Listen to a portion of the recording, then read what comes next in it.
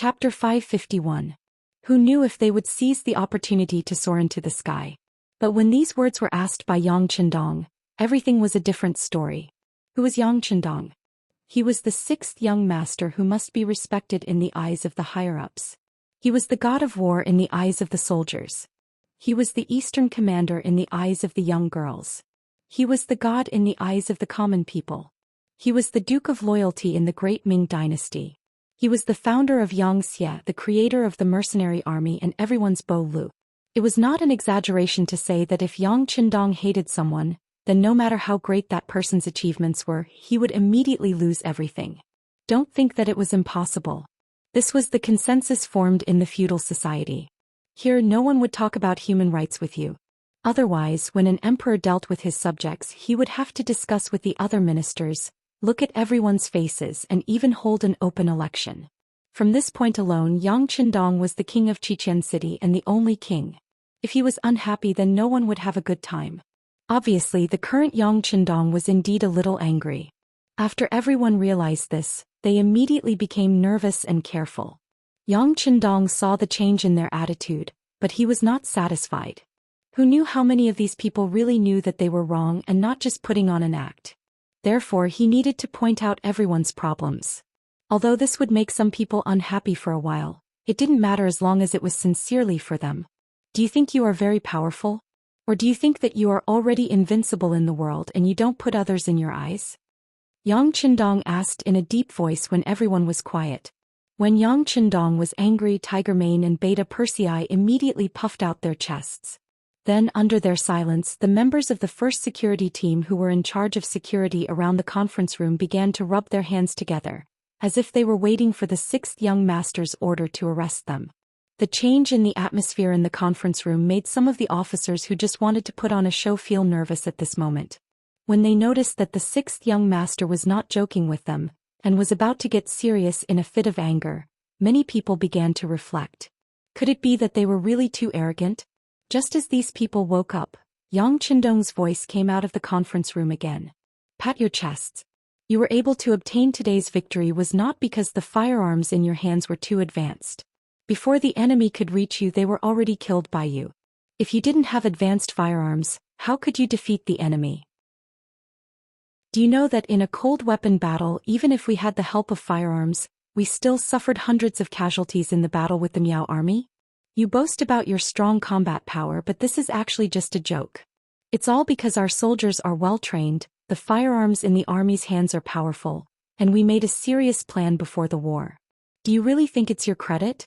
If it is, which one of you will bring a big sword and a spear to me and win a battle with a small army? That will make me admire him. Which one of you can guarantee that you can do it?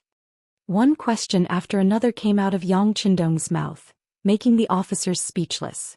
Yes, thinking about it carefully, wasn't the reason why they were able to win so many battles because the quality of the soldiers was relatively close. They obeyed discipline and listened to orders, they planned carefully before the war, the source of information was timely and accurate, and they also had the most advanced firearms in their hands? Although these victories were attributed to them, in fact, what difference would it make if someone else was in command?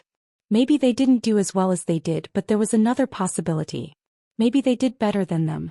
Thinking of this, the pride on their faces disappeared and was replaced by deep self-blame. They now knew that in a real war they didn't play a big role. At least it was much smaller than they thought. Their pride was gone and their self-blame increased. Yang Qindong noticed the change in the atmosphere and his expression became better. As the saying goes, one cannot achieve anything without polishing. They had only just wiped out Jiaoji and occupied half of the Shang dynasty. Yet some of them were already excited. If they didn't stop the wind from blowing, who would be able to control these people in the future? Sixth young master, it's our fault. We political cadres didn't do our part. Seeing Yang Qindong get angry and even reprimand them, someone had to take responsibility. The political commissar of the 1st Regiment of the 1st Division, Mo Qingyu, took the initiative to stand up and take responsibility. Following Mo Qingyu's action, the other political commissars also stood up, such as Kong Jia, Qin Bo, Ji Fei and the others. Some of them had just become political commissars like Qin Bo. Logically speaking, such a thing had nothing to do with them. However, Yang Qindong knew that this was only on the surface because they never thought of themselves as political cadres. Using Qin Bo as an example, he still thought of himself as the commander of the 2nd Battalion of the 3rd Regiment. In his eyes, the political commissar of the 3rd Regiment was just a part-time job. It only meant that he had been promoted. If that was all, it would not be enough. They would have let down Yang Qindong's expectations of them. The reason why the People's Liberation Army was able to win despite being outnumbered and ultimately achieve victory was because of the political cadre's hard work. Command of the party was not just for show. It was because of this that there was no mutiny among the soldiers. Yang Qindong did not think of using this method because he did not want to establish a party right now. This was not because it did not fit the current situation, but because he did not have the ability to do so. There were some things that if you did not have the ability to do it, it would be easy to draw a tiger but end up like a dog. Therefore, he felt that it was necessary to establish a new department. He could use today's opportunity to establish this department. His gaze first fell on Mo Qingyu and the other political workers. Then he nodded and said, "You all have responsibilities. I have taught you before to grasp the hearts of the people and to establish ideological work. This is to increase the fighting power of the army. These two things complement each other just like how a person needs two legs to walk. However, it is clear that you did not listen to these words. Therefore, to show that you are not responsible for your work, each of you will be given a demerit. Do you have any objections?" There were rewards in the army, so naturally there were punishments. When it came to punishments, there were demerits and major demerits. These demerits were not to be underestimated. They were not only written but also recorded in one's personal file. Moreover, each person could only have 5 demerits and 3 major demerits.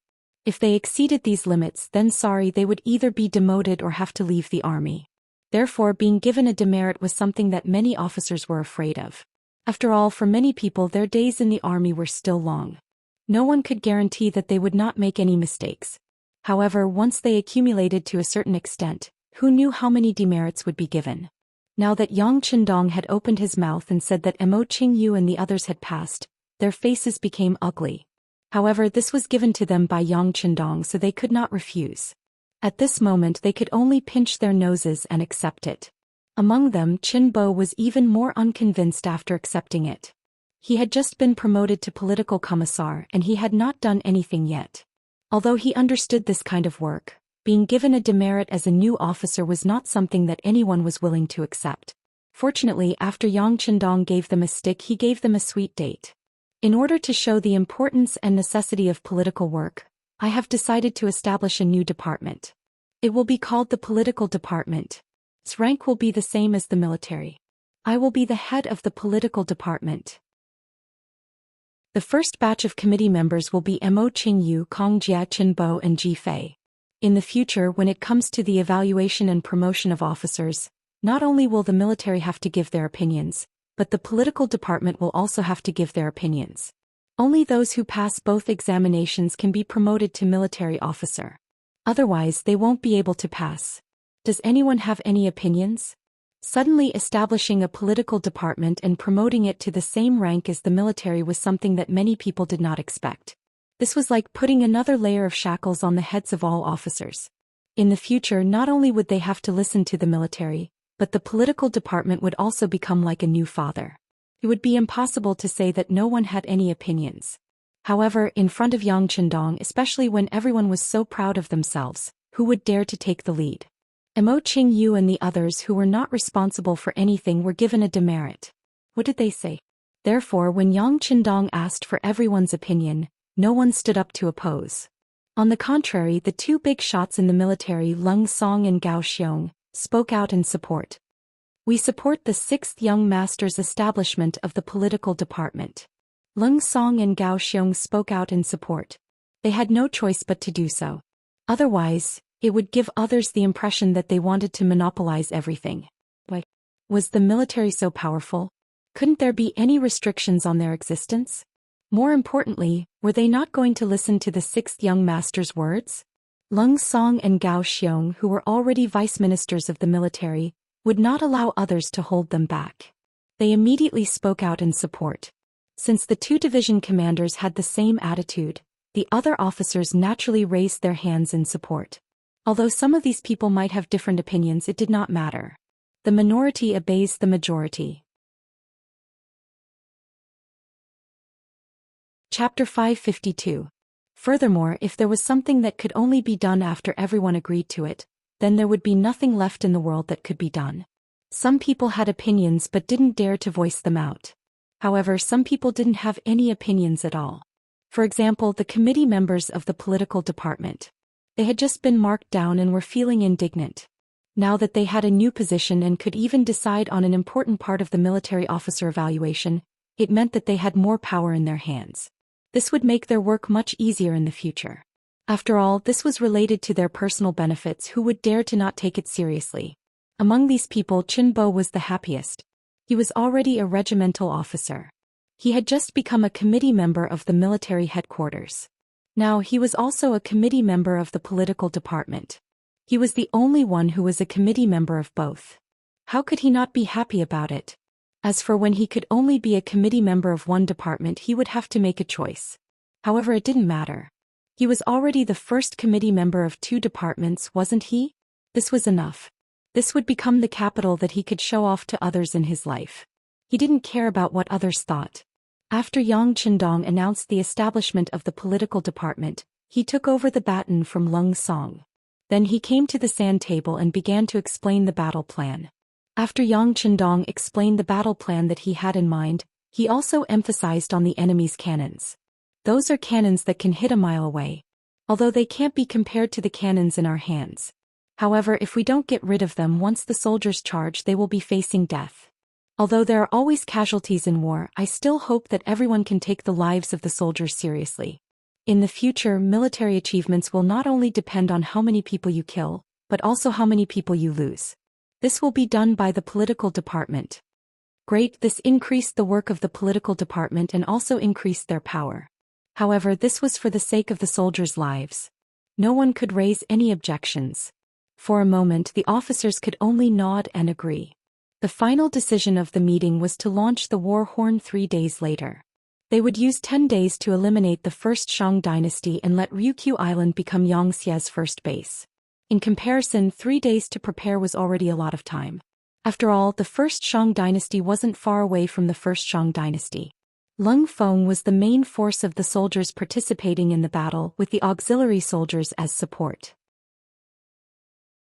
If it wasn't for the fact that the navy needed more time to prepare, the mobilization order would have been issued today and the army could have set off the day after tomorrow. After arranging the work, Yang Qindong turned around and left the building under the protection of the guards. Leng Song and Gao Xiong, who originally wanted to ask the 6th young master to stay for dinner, didn't have the chance to speak. Division Commander Leng, could it be that 6th young master is angry at us? Standing at the gate of the military headquarters after watching Yang Qindong leave, the Marine Division Commander Gao Xiong couldn't help but ask. Can't you tell? I say, Commander Gao, your Navy officers are a little too arrogant. You should reorganize them. Leng Song turned his head and said with some annoyance. Due to the fact that the Navy had advanced ships and cannons, they had been unrivaled on the sea since the beginning. After a long time, they naturally became arrogant and complacent. Being criticized in public, Gao Xiong's face didn't look too good. However, he wasn't someone to be trifled with. He immediately retorted, I admit that some of the Navy officers are a little arrogant. But is your army any better? Since when did you look down on others just because you have guns? Commander Gao, please don't worry about this. I will naturally take care of the army's matters. Even if we don't care, the political department will. You're on your own now. Leng Song turned around and left after saying this. It was obvious that he was a little angry. As someone who was chosen by Yang Qindong, Leng Song's achievements today were already beyond his expectations. After his desires were satisfied, he was worried about losing everything he had, so he would often consider many things when he did things. Things like being cocky would never happen to him. However, if he didn't do this, the officers under him would get carried away. This time they were implicated by these people. In the past, when he saw this kind of thing happen, he always thought that these officers' fighting ability was very strong, so he turned a blind eye to it. But now that the 6th young master was angry, if he didn't do something once the political department stepped in, it would be really embarrassing. So now he had to do something. Commander Gao Xiong also had the same idea as Leng Song. No one knew better than him what kind of soldiers he led. Yang Qindong's suggestion was also very correct.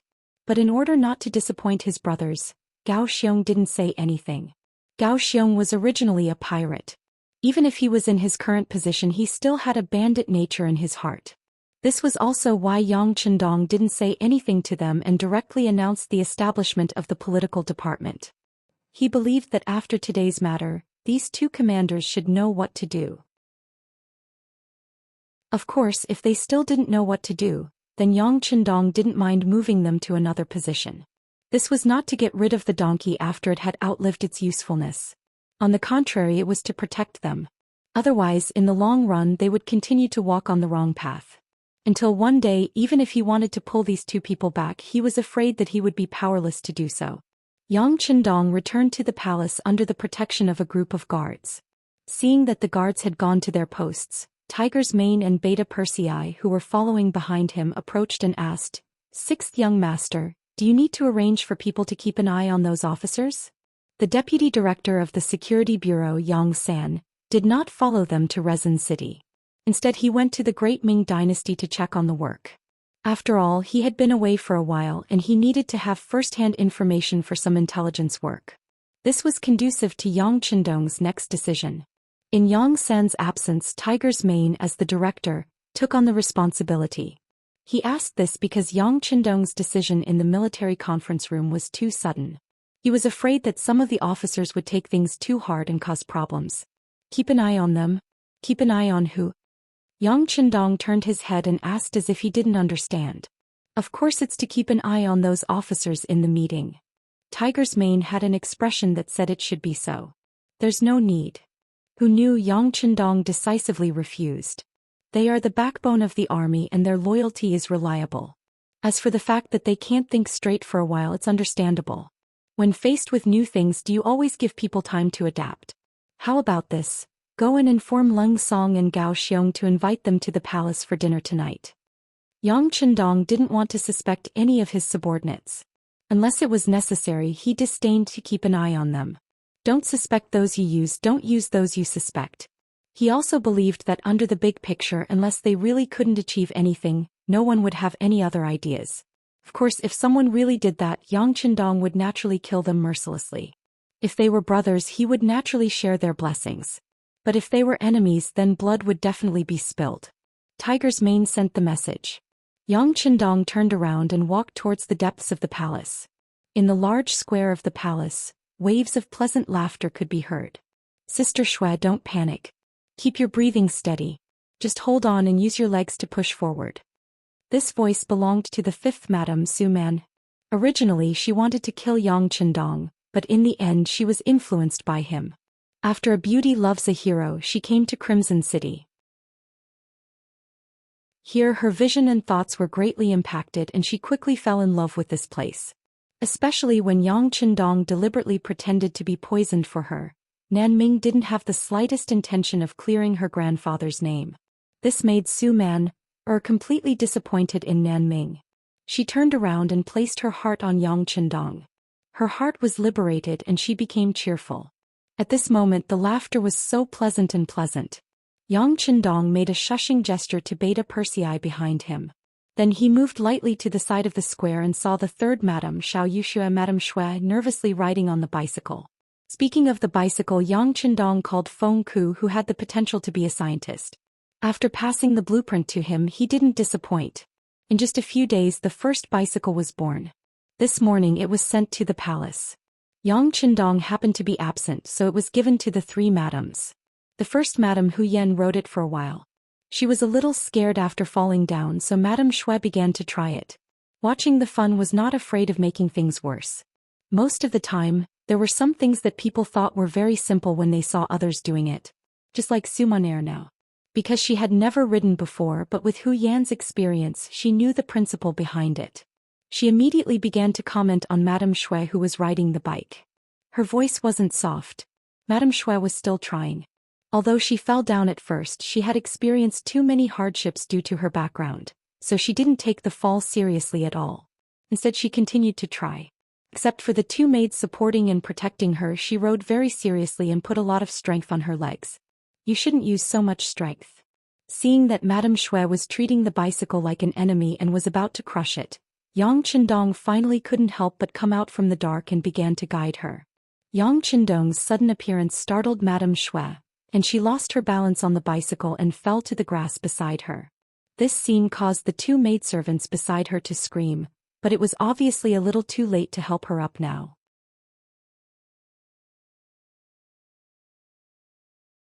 Chapter 553. Yang Chendong was at least 20 meters away from Madame Snow. He moved his feet and shot out like a bullet. He came to the side of the bicycle and hugged Madame Snow, who was about to touch the ground. Hiss. That's too fast. Looking at the sixth young master who was standing in front of him a moment ago, but in the blink of an eye he was already 20 meters away. Yang Ershuang's eyes were filled with suspicion. He definitely couldn't achieve such speed. However, considering that the young master was a freak, Beta Persei was not the one who called him that. Many guards recognized him as a freak. Yesterday Yang Chendong finally defeated the 20 guards of the first guard squad by himself. Yang Chendong, who was with the three ladies, seemed to be stronger than before. It was reasonable for him to be so fast in the face of such a freak. Madame Snow thought she would fall to the ground, but now she was in Yang Chendong's warm arms. She could not help blushing. Although they often did some shameful things when there was no one around and even did it with her sisters, she would still blush in front of outsiders. This was the reservedness of modern women. "Honey, can you teach me how to ride a bicycle?" Madame Snow asked, trying to suppress her shyness. She did not know why she was so bold. However, she did not consider that the bicycle was newly made. It was probably the first time that Yang Chendong had seen it. Madame Snow did not care about that. In her eyes, Yang Chendong was omnipotent. She believed that he would not let her down. As expected, Yang Chendong nodded. First he helped Madame Snow to stand up. Then he reached out to lift up the bicycle. He stepped on the leather seat with his right leg.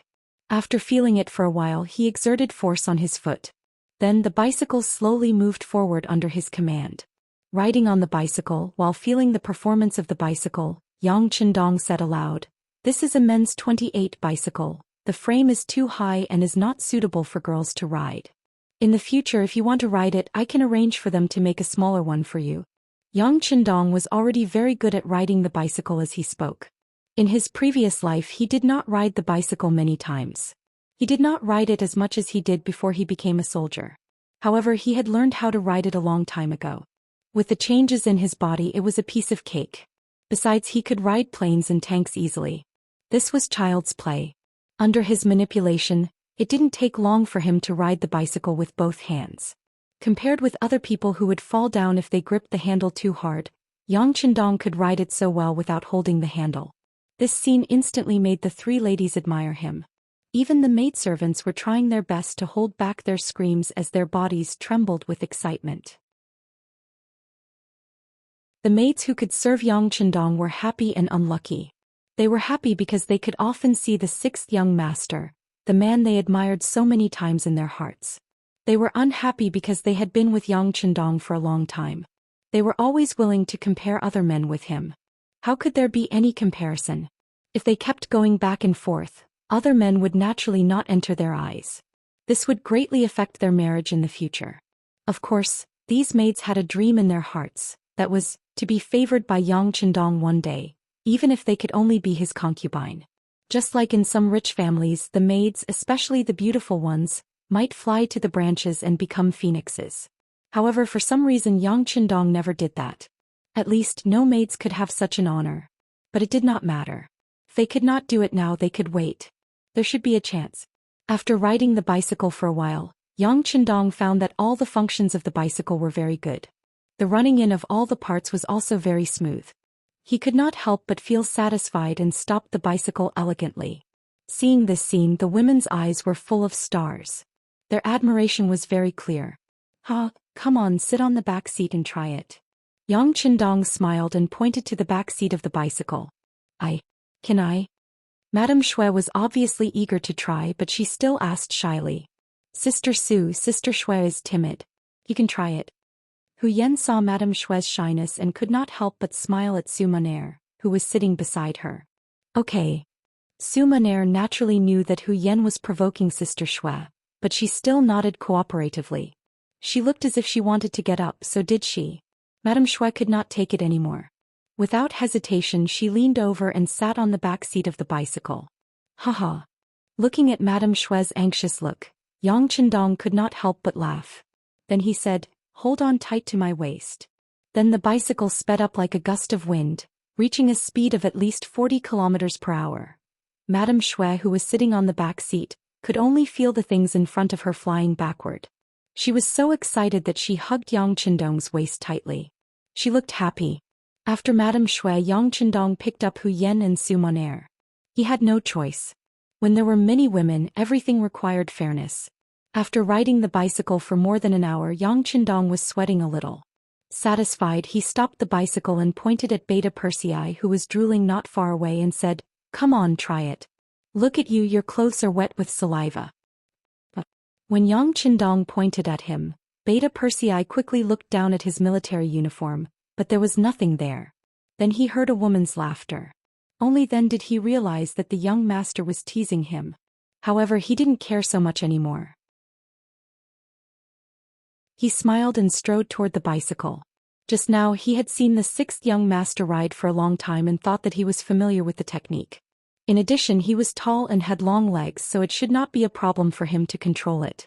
Yang Chendong returned to Hu Yen and the others. As soon as he sat on the chair, someone fed him all kinds of fruits. He looked very comfortable. Plop. Just as Yang Chendong ate a piece of orange, the sound of something hitting the ground was heard. Needless to say, it was Beta Persei who did not control the bicycle well and fell to the ground. It was not necessary to control the bicycle well with the length of one's legs.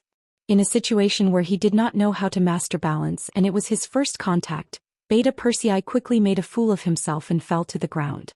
Because of his tall stature, the fall made a lot of noise. His posture was also very inelegant. One of his left thighs and half of his body were under the bicycle. Ha ha ha ha. The madams were stimulated by this scene and laughed. Obviously, they had forgotten the scene where they fell while riding the bicycle. On the other hand, Beta Persei had a persevering spirit. He quickly got up and continued to practice. But from time to time the handlebars would still shake. However, with the advantage of his long legs, he did not fall down a few times. However, cold sweat came out of his body, which attracted the laughter of the madams. Just like that, the afternoon passed by happily. At dinner time, Leng Song and Gao Xiong each brought their madams to the palace. Calling their madams showed that they were close. This way they could also quickly get closer to each other. As soon as the two madams arrived, they were pulled to the side by Hu Yen and the others. Naturally, the two teachers sat next to Yang Chendong. When the food and wine were served, the atmosphere at the table quickly became lively. Taking advantage of this opportunity, Leng Song and Gao Xiong toasted Yang Chendong a lot of wine. The sixth young master was not invited. With the existence of that qi, as long as he wanted to, he could expel the alcohol at any time. Therefore, sometimes there was no difference between drinking wine and drinking water for him. Wine was often the best lubricant and additive. Could quickly get closer to each other. After a while, the relationship between Yang Chendong, Leng Song and Gao Xiong became much closer. After 3 rounds of food and 5 rounds of wine, Hu Yen and the other two madams left the table with Leng Song and Gao Xiong's madams. When only the 3 of them were left at the table, Yang Chendong opened his mouth. "How is it? Do you have any opinions about what I did during the day?" "We don't dare." Leng Song and Gao Xiong quickly waved their hands. "Do you not dare, or do you not dare to say it?" Yang Chendong looked at Leng Song and Gao Xiong's eyes and stared closely. Being stared at like this, the two lowered their heads. After today's meeting, the news of the establishment of the political department spread. Mo Qingyu and the others had already chosen a building not far from the military headquarters. In fact, this was something Yang Chendong had planned for a long time. However, when this news came out, many low-level officers came to express their dissatisfaction. In their eyes, this was a sign that the sixth young master did not appreciate them and wanted to deal with them. Regarding the dissatisfaction of the officers, the 2 division commanders did not say anything. However, it was impossible to say that they did not have any opinions. They thought that they had done a good job, but why did the 6th young master want to establish a political department? Did he not like them? Did he want them to move? When people encounter a problem, they would not think about why it happened. Instead, they would think about how to solve the problem and what signal it represented. The two of them naturally wondered if the sixth young master really did not trust them anymore. If that was the case, what should they do next? Both of them were division commanders. It was impossible to say that they did not have a group of trustworthy brothers. Although the soul of the Yang army was Yang Chendong, he did not lead the army for a long time. Therefore, many low-level officers ignored the existence of the sixth young master. If they were to make a move at this time, there would be some forces in the army that would be biased towards them. They could then put pressure on Yang Chendong.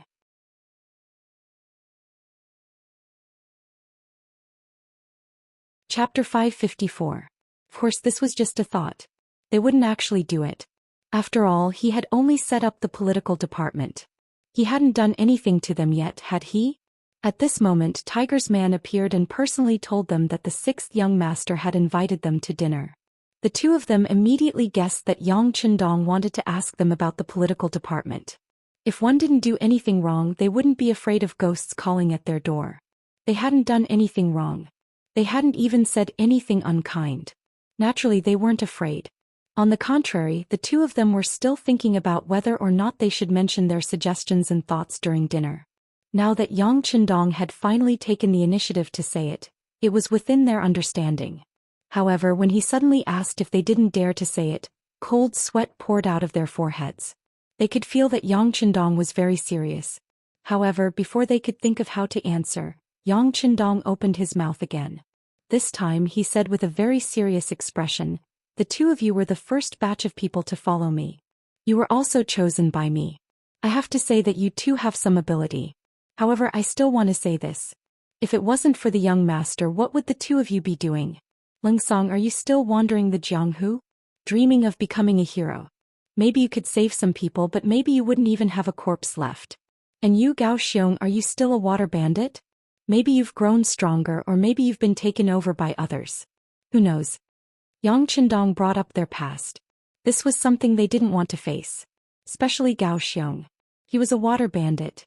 It wasn't something to be proud of. In the past, when someone brought it up, he would very likely fight with them. However, this matter was brought up by Yang Chendong. He couldn't say anything. After all, what he said was the truth. The two of them stopped talking. Yang Chendong continued, "Now that the two of you are the leaders of a division, I naturally trust you. But do you really have nothing to worry about? I don't know if you've ever thought about it, but if one day someone uses your past as an excuse to attack you and even wants to deal with you, what will you do? Am I covering up for your little problems? Or do you support those people to take you down?" This. Leng Song and Gao Xiong wanted to explain. But no one was perfect. Who could guarantee that they wouldn't make any mistakes and wouldn't have any problems? If someone really did not want to let it go, that small problem could become a big problem. He thought that if that was really the case, not to mention keeping his position, even keeping his life would be a difficult matter. Due to the environment they had grown up in, it was destined that they were innately incompetent when it came to scheming against each other and fighting for power. This was their shortcoming. If someone really wanted to use such methods against them, they would be powerless to fight back. Their expressions kept changing. Yang Chendong saw all of this. He let out a long sigh. "If I say that the establishment of the political department is a form of protection for you, would you believe me? With the existence of the political department, there will be someone to supervise your authority. While you make fewer mistakes, the political department can also share some of the firepower for you. Isn't this the best of both worlds? Moreover, your authority won't be reduced. It's just that there's an extra procedure when promoting officers. But for those officers who are truly capable and perform well, would there be any problems because of an extra check? On the other hand, it's those problematic officers who want to take advantage of others who will have a headache." After Yang Chendong's analysis, Leng Song and Gao Xiong suddenly felt enlightened. Yes, the establishment of the political department had nothing to do with them.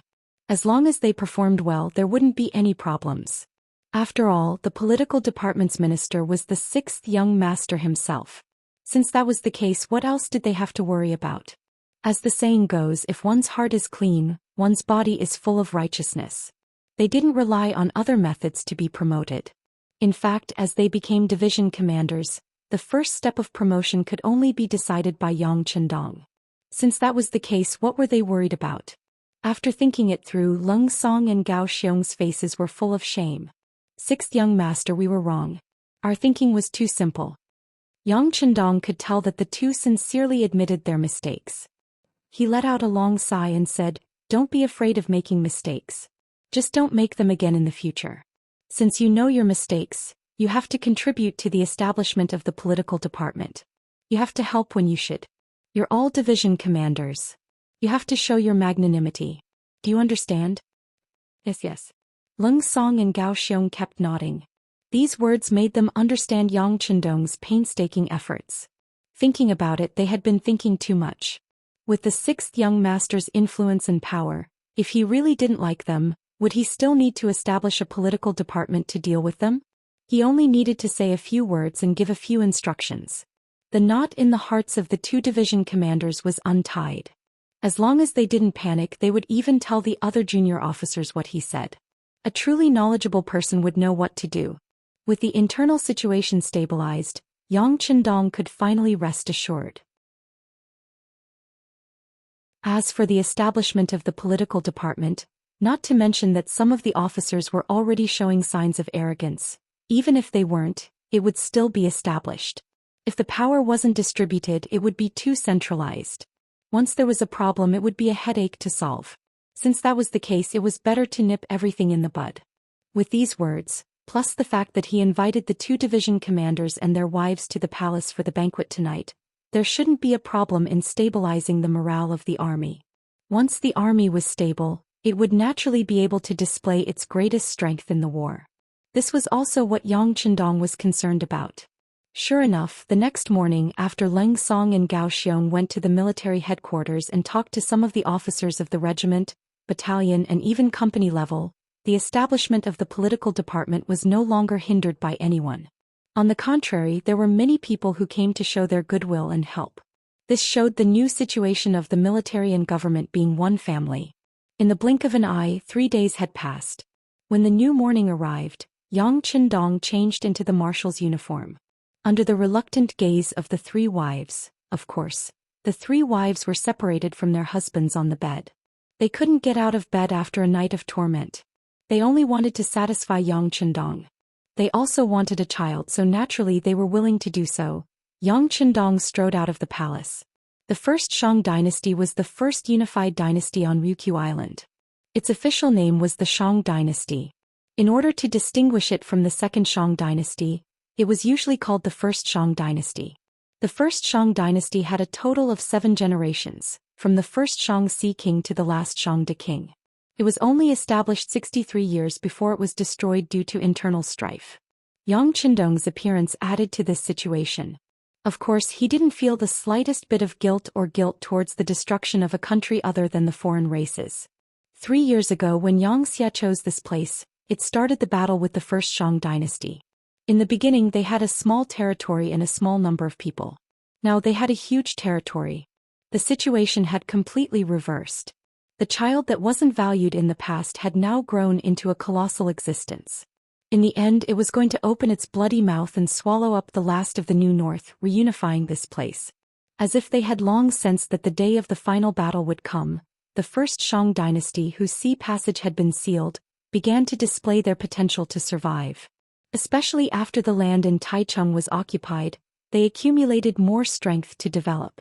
A person's potential was always limitless. It was as if the greater the pressure, the greater the motivation. In less than 2 years, they had replicated close to 50 Xiangyang cannons. They either installed them on the ships or placed them in front of the docks. It was as if they were going to fight to the death. On land, not only did they replicate some of the lower-grade guns, they also dug countless trenches in the hundreds of acres of land that led to the New North from Taichung. These trenches were intertwined, and because of the terrain, there were high and low trenches. Soldiers armed with guns, bows and arrows as well as swords and spears, were lying in ambush here. If the mercenaries really barged in and entered this chaotic trench, then the advanced firearms in their hands would be greatly suppressed. They would even have to choose to engage in close combat, and the losses would be immeasurable. There were more than 200 large and small warships waiting at the docks. On the shore, there were better protected cannons that could shoot for a mile as support. In addition, the entrance to Keelung port was originally a little narrow, making it easy to defend but hard to attack. On land, There were intertwined trenches that were like the blood vessels in the human body. It was like a natural moat that prevented the mercenaries from attacking from long range. At this moment, the first Shang dynasty was like a turtle, shrinking its body into a sturdy shell, giving off a feeling that it was impossible to bite and eat. Ever since Yang Chendong left the palace and met up with the army division commander Leng Song, the situation in this area had been continuously reported to him. Actually, this wasn't anything new. When he first came to Xichen City and understood the situation, he had already received the relevant reports. While he was sighing at the first Shang dynasty's defense, Yang Chendong was also thinking of a military attack strategy. All of this information made one feel that the docks should be easier to attack. After all, the Yang family navy's warships were equipped with long-range and highly destructive cannons. The furthest attack range could reach 20+ kilometers. It was much more advanced than the primitive Xiangyang cannons that could only shoot iron balls.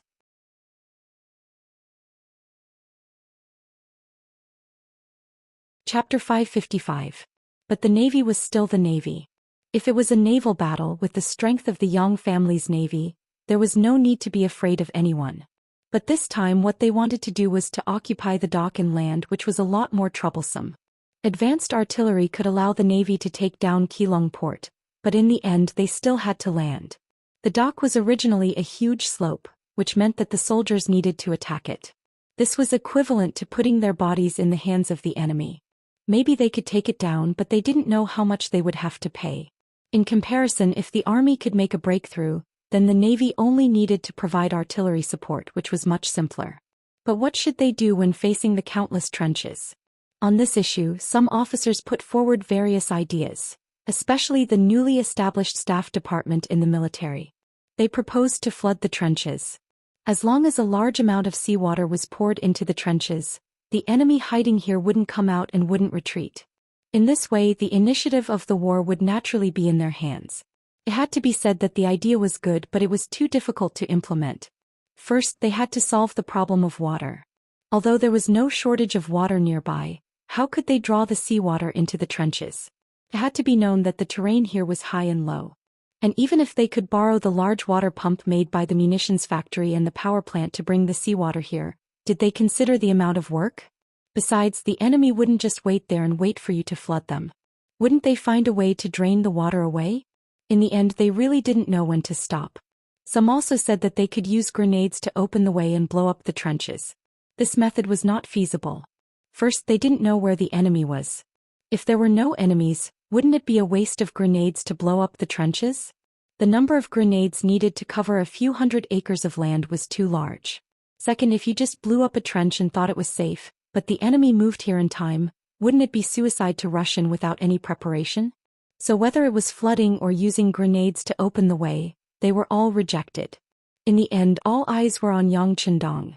It seemed that in their eyes, there was nothing in the world that could make things difficult for the sixth young master. Facing the anticipation of the crowd, Yang Chendong displayed the bearing of a leader. His face was full of confidence, as if he was telling everyone that none of this was a problem. As for how he was going to solve it, he never said. Now that Yang Chendong had finally arrived at the front line and could already see the crisscrossing trenches in the distance, Leng Song and the other army officers once again placed their expectant gazes on Yang Chendong. Today's weather is good, very good. Yang Chendong didn't seem to notice that everyone was looking at him. Instead, he looked up at the sky and seemed to be in a good mood. Among the officers who didn't know why the sixth young master said this, some of the more impatient ones couldn't help but ask for a solution. But Yang Chendong's voice was a step ahead of the others. What's the rush? Didn't we agree that the attack will officially start at 9 o'clock? Just let the soldiers conserve their energy. After being pointed out by Yang Chendong, the officers really didn't know what to say. Some people couldn't help but look at their watches. It was not even 8:20 yet, which meant that they still had 40 minutes to prepare. That was equivalent to going down and watching how the sixth young master would create a miracle. Everyone was waiting. In the entire frontline command post, only the occasional ticking sound of the watch on each officer's wrist came from time to time. The silence lasted for more than 20 minutes until it was 8:50 a.m. Suddenly, there was a commotion among the soldiers of the various regiments and battalions. What's going on? As the commander of the 1st Division of the army, and also the only division commander of the army, seeing that the battle was imminent and the sixth young master was by his side. But the soldiers suddenly acted strangely. He was very dissatisfied. He was even more afraid that the sixth young master would blame him, so he immediately looked at the second regiment commander Luo Pa beside him. Luo Pa naturally understood the meaning behind it and hurriedly walked out of the frontline command post. But before he could ask the soldiers what was going on, he saw everyone's hand gestures. He couldn't help but look up at the sky. The scene that appeared in front of him gave him a big fright. In the originally clear blue sky, there were suddenly 20 large balloons flying in the air. Visible flames could be seen under the balloons as they slowly moved towards the battlefield. This is the Eagle unit. Luo Pa was also one of the senior officers in the military, so he naturally knew of the existence of the Eagle unit. He also knew that the training of this unit was very mysterious. Even he didn't know the details. The only thing he knew was that the military would provide a large amount of military pay to them every month. Considering that it was directly approved by the sixth young master, the officers below him didn't have any complaints. But they never thought that this unit would actually be an army, and that there would be 20 of them. When they appeared in the sky, they immediately gave people a feeling of the might of gods. People of that era, even if they were educated, most of them would only know how to read and do accounting. Only a very small number of people would study ancient studies. These people could already be called great scholars. But without exception, these scholars wouldn't study the matter of the birth of all things. In their view, it was just an unorthodox method, just a strange technique that couldn't be put on the table. It was under this kind of thinking that made them feel a sense of reverence towards the heaven and earth that they had never studied and understood. It was just like how the legends said that people could fly into the sky and travel through the earth. That was just a legend. It was something that only the mighty and immortals could do. It was impossible for humans to do it. Just as everyone thought so, the Eagle unit appeared. Not only did they appear, but they also soared in the sky. Although the distance between them and the ground was less than 200 meters, this was already beyond the expectations of humans at that time. Some superstitious soldiers even began to put down the guns in their hands and kneel on the ground to worship. They couldn't be blamed for doing so. Decades of influence made it difficult for them to come into contact with such profound matters. Although those who could become the cold vanguard had a certain degree of cultural foundation, for most soldiers, it was limited to reading and reading maps. Sorry, they didn't have the time to learn anything more profound, and they couldn't learn it. Luo Pa's knowledge was naturally different from ordinary soldiers. But even so, he was still shocked by the sudden appearance of the Eagle unit in the sky, so much so that he forgot to report what he saw to his division commander. Only when the 3rd Regiment's commander Wuxia also walked out from the command center and stood beside him, similarly revealing an expression of disbelief as he looked at the sky, did Luo Pa finally come back to his senses. Then he pulled this former subordinate of his and strode back to the command center. Since the two commanders had both returned, Lung Song looked over with an inquiring look. Wuxia was still in shock and naturally couldn't answer. Luo Pa's excitement and agitation had calmed down a lot. He could now use words to explain the reason. Reporting to division commander, the Eagle unit has appeared above our heads. They are hanging high in the sky, no different from gods. What? Upon hearing this answer, Lung Song's first thought was to ask if there was something wrong with his head. But considering that the 6th young master was right beside him, Luo Pa shouldn't have said something like this without thinking. In the end, he didn't question him. Instead, he strode out of the command center and said, "I'll go take a look." The truth was the truth. It wouldn't disappear just because someone saw it. When Lung Song and the other officers returned to the command center, everyone looked at Yang Qindong with a lot more respect. They knew that the sudden appearance of this godlike air force was definitely the work of the 6th young master. In this world, he was probably the only one who could do this. As expected, Yang Qindong waited for everyone's attention to fall on him before finally speaking. "That's right, they are the Eagle unit. I call them the prototype of the Air Force. What do you think? Now that you have their cooperation, you only need to follow their commands in the air to know how many enemies are hiding in which trenches. At that time, you can freely choose whether to use grenades to blow them up or directly charge in to kill them." The more Yang Qindong spoke of it casually, the more the officers below were in awe of him. This was their 6th young master, the god of war in their army, the god in the hearts of the people. He was the only one who could always think of the simplest and most effective solution when faced with any problem. After that, it was time for the regimental and battalion officers to walk out of the command center. Yang Qindong also said that there were a total of 18 hot air balloons in the sky. This time, the main forces participating in the battle were 3 cold vanguard regiments and 3 auxiliary regiments. Each regiment had 3 battalions, which was a total of 18 battalions. In other words, each battalion could follow a hot air balloon and destroy the chaotic trenches of the First Xiang Consortium under their command. Seeing that it was about 5 minutes to 9 a.m., all the regimental and battalion officers went down to the front lines to command the battle. When the news spread, all the soldiers knew that the hot air balloon above their heads was actually their ally, their comrade. Their morale skyrocketed, and the faces of the soldiers turned red as if they had been injected with some kind of hormone.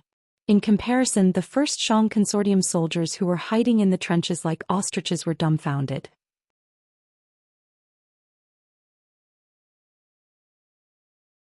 Chapter 556. The hot air balloons that suddenly appeared in the sky were quickly discovered by them. More and more soldiers knelt on the ground to worship them. It was rare for them to learn any culture, and this was the first time they saw the hot air balloons in action. It would be strange if they weren't afraid and nervous. After kneeling and praying, they heard the cheers coming from the army opposite them. They also saw the soldiers in the same mercenary uniform pointing at them from the hot air balloons in the sky. As long as one wasn't a fool, one would understand what was going on.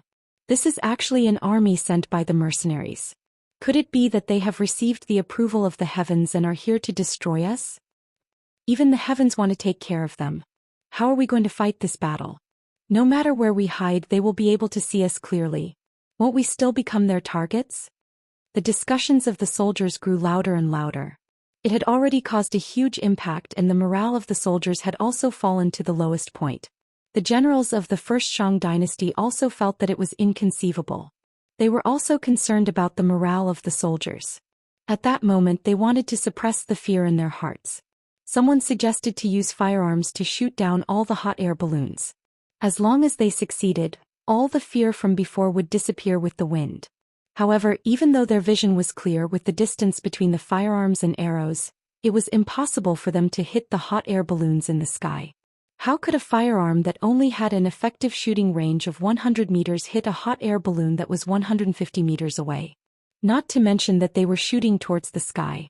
This would shorten their shooting range even further. A series of gunshots rang out and arrows flew through the air. However, in the end there was no response at all. There was no response at all. The First Xiang dynasty took the lead and fired the first shot. Following that, it was time for the mercenaries to retaliate. Under the command of the hot air balloons, the locations of the enemies and the number of enemies were all exposed clearly. If there were more enemies in a trench, they should throw grenades. If there were only 2 or 3 enemies in a trench, they could directly rush in and fight with bayonets. If there were trenches that were just for show but in fact there were no enemies and they could be directly occupied, etc. The mercenaries were like tigers that had grown wings as they advanced step by step in an orderly manner. From time to time, there would be the sound of grenades and gunshots. Originally, he thought that with the protection of these trenches, even if he couldn't defeat the mercenaries, he could at least fight them to a standstill. But because of the sudden addition of the hot air balloons, everything they had prepared seemed so laughable. In just 3 hours, over 100 trenches were occupied and close to 10,000 Xiang clan soldiers were killed or captured. This godlike speed of attack had completely messed up the Xiang army's deployment. As they retreated again and again, the morale of the army was shaken. Some of the soldiers who didn't want to die began to retreat. They became deserters, throwing down their weapons and fleeing to the rear. Some even hung up white flags in the trenches and surrendered as captives. This was like a spreading plague, and the morale of the Xiang clan army was slowly crumbling. Then, like a dam bursting, the morale of the Xiang clan army became like a vast ocean. The defense of the trenches, which had been prepared for years, was broken in just 6 hours. Even Yang Qindong, who had been prepared for this, was surprised by this speed. Of course, Yang Qindong had neglected the reverence and fear people had for the heavens and earth. Actually, from the moment the hot air balloons appeared, the morale of the Xiang clan army was already broken. It was only a matter of time before they lost. To be able to lose so quickly, it was mostly because they felt that the mercenaries were blessed by the heavens and earth. Then wouldn't it be disrespectful to the heavens and earth to fight against them? The speed of the army's attack was so fast that it was beyond the imagination of both parties. Outside the Keelung port, the Navy also launched their attack at 9 a.m. The difference between the Navy and the Army was that under the command of Division Commander Zhou Xian, the Navy launched a merciless artillery attack. They didn't seem to have any intention of entering the port. When they were still 3 kilometers away, the cannons rained down on them as though they didn't cost anything. This greatly disappointed the Shang clan's soldiers who were prepared to clash with the enemy. Among these 200-plus ships, there were some that were not bad. They weren't small and were worth quite a lot. To them this was a bait. Whoever saw such a good ship wouldn't want to let it go easily and would want to use it for themselves. If they had such thoughts, they would have to engage in close combat. If that was the case, the Xiangyang cannons could be used to attack from a distance of 1 li away. Perhaps they might even be able to fight to a stalemate. But who would have thought that the enemy didn't have the slightest intention of taking advantage of them? Cannonballs fell like rain, smashing into the harbor and sinking countless ships. They also smashed into the harbor, sending the Xiangyang cannons standing there flying into the air. Don't be nervous, don't be afraid. They will eventually come ashore. When that time comes, it will be time for us to retaliate. The Shang clan generals who were guarding the port still held on to a trace of hope. He believed that the mercenaries weren't here to destroy the ships but to occupy the port. Since they wanted to occupy the port, they had to launch a wave attack. As long as the army could make use of the crisscrossing trenches to block the mercenaries, they would have a chance to turn the tables. Unfortunately, this Shang clan general was destined to be disappointed. Because the army that he had high hopes for had actually failed before them. Not only did 30,000 of the 50,000 soldiers surrender, thousands of them died in battle. The remaining 10,000-plus soldiers had already been lost in Sinzu Ilan and other places and retreated back to the New North Prefecture.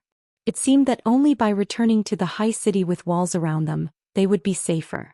By the time the news of the army's defeat reached the port, it was already noon of the second day.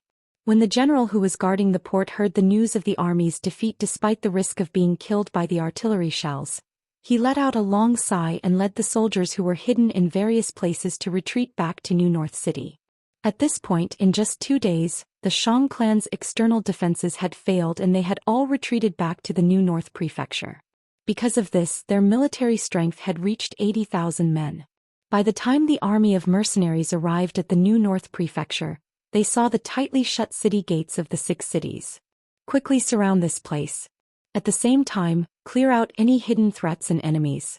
Kill those who don't surrender. Lung Song, the commander of the 1st Division of the Lung Vanguard Army, gave the order and thousands of soldiers started to get busy. On the 4th day of the war, Jilung Port changed hands. After clearing out all the obstacles, the Navy's ships finally entered and aimed their cannons at the New North Prefecture. The range of the cannons here was enough to reach the New North Prefecture. On the 5th day of the war, Yang Qindong leisurely arrived at the New North Prefecture. Since there were 6 city gates here, it could be seen that this was a big city. He didn't want such a big city to be destroyed by artillery shells. Yang Qindong pointed forward and said majestically, "Department Head Yang, the rest is up to you." Department Head Yang Qindong Yang Shan was originally the assistant minister of the Ming Dynasty's Ministry of Rights. During the Tumu Castle incident, he was saved by Yang Qindong and followed Zhu Xian to Nanjing. After the Southern Ming Dynasty was established in Yingtian Prefecture, he was appointed as the left assistant minister of the Ministry of Rights. However, because he offended Minister Luda, he had no choice but to go to Baiming and was saved by Yang Qindong. After being sent to Xichen City, he was appointed as the Minister of Foreign Affairs with his own abilities. Yang Shan was good at arguing. Sending him to the 1st Shang clan to persuade them to surrender was the most appropriate choice.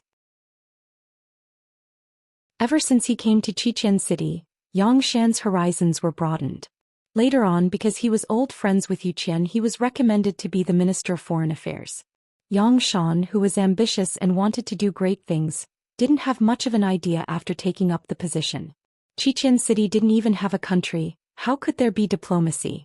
Although there were many countries that he dealt with on the sea, those people didn't even have the qualifications to come to the island. His position as a department head was just a facade. After waiting until now, he finally had a chance to perform properly. Furthermore, it was right under the nose of Yang Chendong. He knew that this sixth young master had a high status in Xichen City. How could he not want to perform well? Yang Shan, who was called out, didn't even think twice. He didn't even consider whether his life would be in danger after entering the new North Prefecture. He straightened his clothes and strode towards the city gate with the 2 guards in charge of protecting him. Yang Shan revealed his identity when he reached the city gates. After waiting for about an incense's time, he entered the city on a basket placed down from the city gate tower. Young master, can he do it? Seeing Yang Shan and his 2 bodyguards enter the city, Tiger's Mane asked worriedly. Whether it works or not, we still have to try. Yang Chendong chuckled, making it impossible for others to see what he was thinking. If it wasn't for the fact that he didn't want to destroy the new North Prefecture of the 6 gates and the fact that most of the people in the city were descendants of the Han people, he wouldn't have to waste so much effort and could just attack the city directly. However, it would be best if they could achieve victory without the use of swords and spears. As for whether King Shangde would harm Yang Chendong still had some confidence. Unless their entire country was annihilated, it would be extremely daring of them to kill an envoy in such a situation. If they really had such guts, they wouldn't have stayed in the mercenary army's blockade for 3 years. They would have risked their lives to break out of the encirclement. Moreover, ever since Yang Shan entered the city, he had been walking with his head held high. Even though he was under the protection of the Shang clan's soldiers, he didn't even frown. He had displayed the prestige of an envoy and didn't tarnish the reputation of the mercenaries.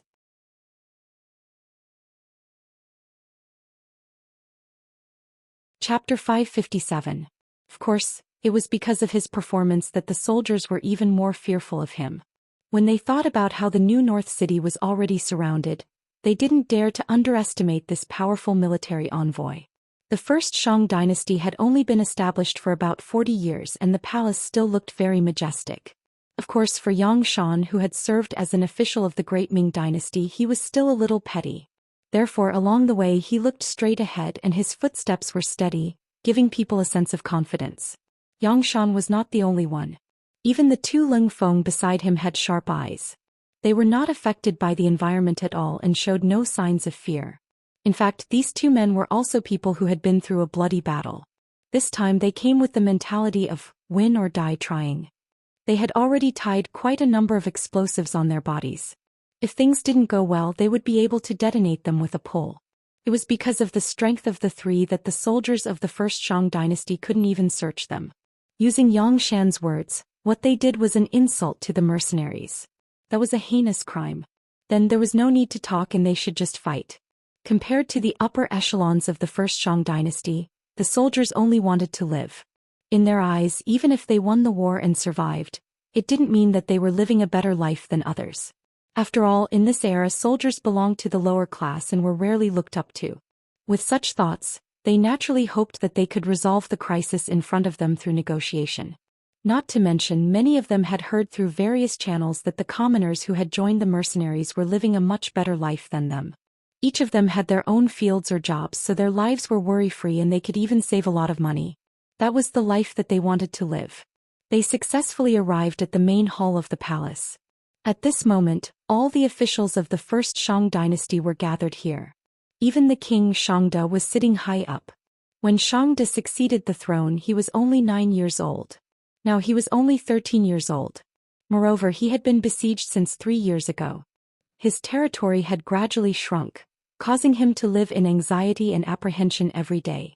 Looking from afar, although he was sitting high on the dragon throne, his face was pale and his condition was not good. Crimson City's foreign minister Yang Shan greets Your Majesty the King. When they were still a dozen or so meters away from the dragon throne, Yang Shan stood still and spoke. However, he didn't bend his body in any way to express his transcendent status. Yang Shan didn't bow. Many officials of the first Shang dynasty saw this, but they didn't express anything. Compared to such unnecessary etiquette, they valued their own rights more. What would happen if the battle continued? What would happen if he surrendered? When it came to patriotism, perhaps it was more of a matter for ordinary people. As people who benefited from it, of course they would do whatever they could. Anyway, they wouldn't be able to become the king, so who would they keep their chastity for? All the officials didn't speak. Although the young king Xianxia was unhappy, he didn't say anything about this matter. In comparison, he was also concerned about his own safety. After all, he was still a young man and he didn't want to die. Department head Yang, may I know what you have for me this time? Xianxia personally went up to speak. Just from this point alone, it could be seen that the first Shang dynasty was already in a mess. Otherwise, there were some things that didn't require the king to personally go up to the front lines. Once he said something wrong, wouldn't there be no way to turn things around? Yang Shan saw everything. After being an official for dozens of years, although his other abilities weren't outstanding in terms of observation, he was much better than the officials from the Ministry of Rights. When he saw that it was the king of a country who went up to the front lines, he had a plan in his heart. When he spoke again, he was full of confidence. Your Majesty the King, this time I am here to rescue all of you. Right now, the mercenary army is extremely powerful and the soldiers are all elite. Their morale is high and their weapons are advanced. They have already surrounded the new North Prefecture. If it wasn't for the fact that we are all from the same country, the cannons would have been fired and the city gates would have been blasted open. I am here to give all of you a chance to live. As long as all of you surrender and open the city gates, your safety will naturally be guaranteed. The king will have to abdicate, but other than losing his authority, he can still live a comfortable life. As for the rest of the officials, it will depend on each of your abilities. Of course, your lives will definitely not be in danger. Even your personal wealth will be protected to a certain extent. After Yang Chendong listed out all of his requests, a smart official immediately asked, a certain extent of protection, is there a proportion? Yes, at least half. Yang Shan replied without hesitation. Half, only half. After the officials received this answer, they immediately began to discuss. That's right, half is a little too little. We have lost too much. Needless to say, the people who made this kind of noise must be the misers group. They belonged to the type that cared more about money than their lives. The discussion below entered Yang Shan's ears, but he acted as if he didn't hear it. He first listened quietly. When these people were almost done talking, he coughed lightly and continued, You haven't contacted the outside world for so long. I'm afraid you all still don't know what has happened, right? Speaking of which, ever since Xianxia occupied Xichen City, he had completely sealed off the entire Ryukyu Island from the outside world. In total, it had been more than 3 years. These officials had indeed not received any news from the outside world for a long time. When Yang Shan said this, their interest was immediately piqued. Seeing that no one spoke, Yang Shan's eyes flashed with pride. He continued, In the past 3 years, the powerful Great Ming dynasty has been divided into 3 factions. They are Bai Ming, Southern Ming, and Ming King's faction. They are no longer as strong as before. On the contrary, the mercenary army's influence has been expanded and strengthened. Not long ago, the mercenary army sent troops to Jiaoji and destroyed the Jiaoji kingdom in a month. Of course, we have also negotiated with them before and promised them the same benefits as you all. It's a pity that some people didn't take advantage of it. As for the outcome, at this point Yang Shan intentionally paused. This made the officials of the first Shang dynasty who were listening attentively anxious. Someone couldn't help but ask, what happened? Could it be that they were all killed? Amazing. This mister's guess is extremely correct. When the negotiations failed, the mercenary army charged into the capital of Jiaoji. They killed their way into the big cities of Jiaoji. Those officials who didn't choose to surrender were all exterminated. Even the king of Jiaoji, Li Li, and the crown prince, Li Yuanlong, were faced with a situation where only one of them could survive. Later on, in front of many people, Li Li personally killed his only son, Li Yuanlong, in order to survive. Now he is living out his remaining years in Xichen City. Although he lost his authority, his life was saved. It's a pretty good ending. What? Hearing Yang Shan say that Jiaoji was destroyed, all the officials were killed, and even the king of Lili had no choice but to kill his only son in order to survive. All the officials of the Shang dynasty who were present couldn't help but be shocked. The strength of Little Ryukyu Island was limited. It had faced various dangers in different eras. However, no matter what the outcome was, whether they were defeated or forced to surrender as the officials of the country, they had no problem keeping their lives. After all, no matter who occupied this place, someone had to take care of it. As the natives of this place, no one knew the situation better than them, right? However, who would have thought that the mercenary army would really kill when they attacked? Even the king of Lili, who was known to be vicious and merciless, didn't let him off. Didn't that mean that if they didn't surrender, only death would await them? The officials felt a chill in their hearts. Some of the smarter ones were already considering if they should choose to surrender. After all, they had already experienced the firepower of the mercenary army. Didn't they see how their impregnable defense was flattened in less than 2 days? They wouldn't be able to gain any advantage if they really fought with such an opponent. As the officials were calculating in their hearts, the young King Xianxia was also calculating in his heart. He had to admit that when he heard that Lili was willing to kill his only son in order to survive, he was really afraid. As the king of a country, Xianxia had never truly enjoyed a day of happiness and high status since he took office. He was young to begin with, and his father had passed away in a hurry. He was the type of person who was appointed in the face of danger. This meant that everything had already begun before he was prepared. Even though he was still young, he had no choice but to think of ways to deal with internal affairs. However, before he could do anything, the mercenary army appeared. After that, they swept through the entire Shang dynasty in a domineering manner. The Shang dynasty was suppressed to a certain extent and lost its vitality. He had been in power for nearly 4 years, but he had actually spent all his time thinking about how to break through the blockade and kill his way out. However, this mission had never been accomplished. Now that someone had finally arrived at his doorstep, his choice had become inevitable. Speaking of which, Xianxia didn't have much of a choice. He, who hadn't enjoyed much on the throne, had thought more than once that it would be great if he could be an ordinary person and live an ordinary life. Now the opportunity had appeared. As long as he nodded and opened the city gates of New North Prefecture, he would be able to step down from the throne and live an ordinary life.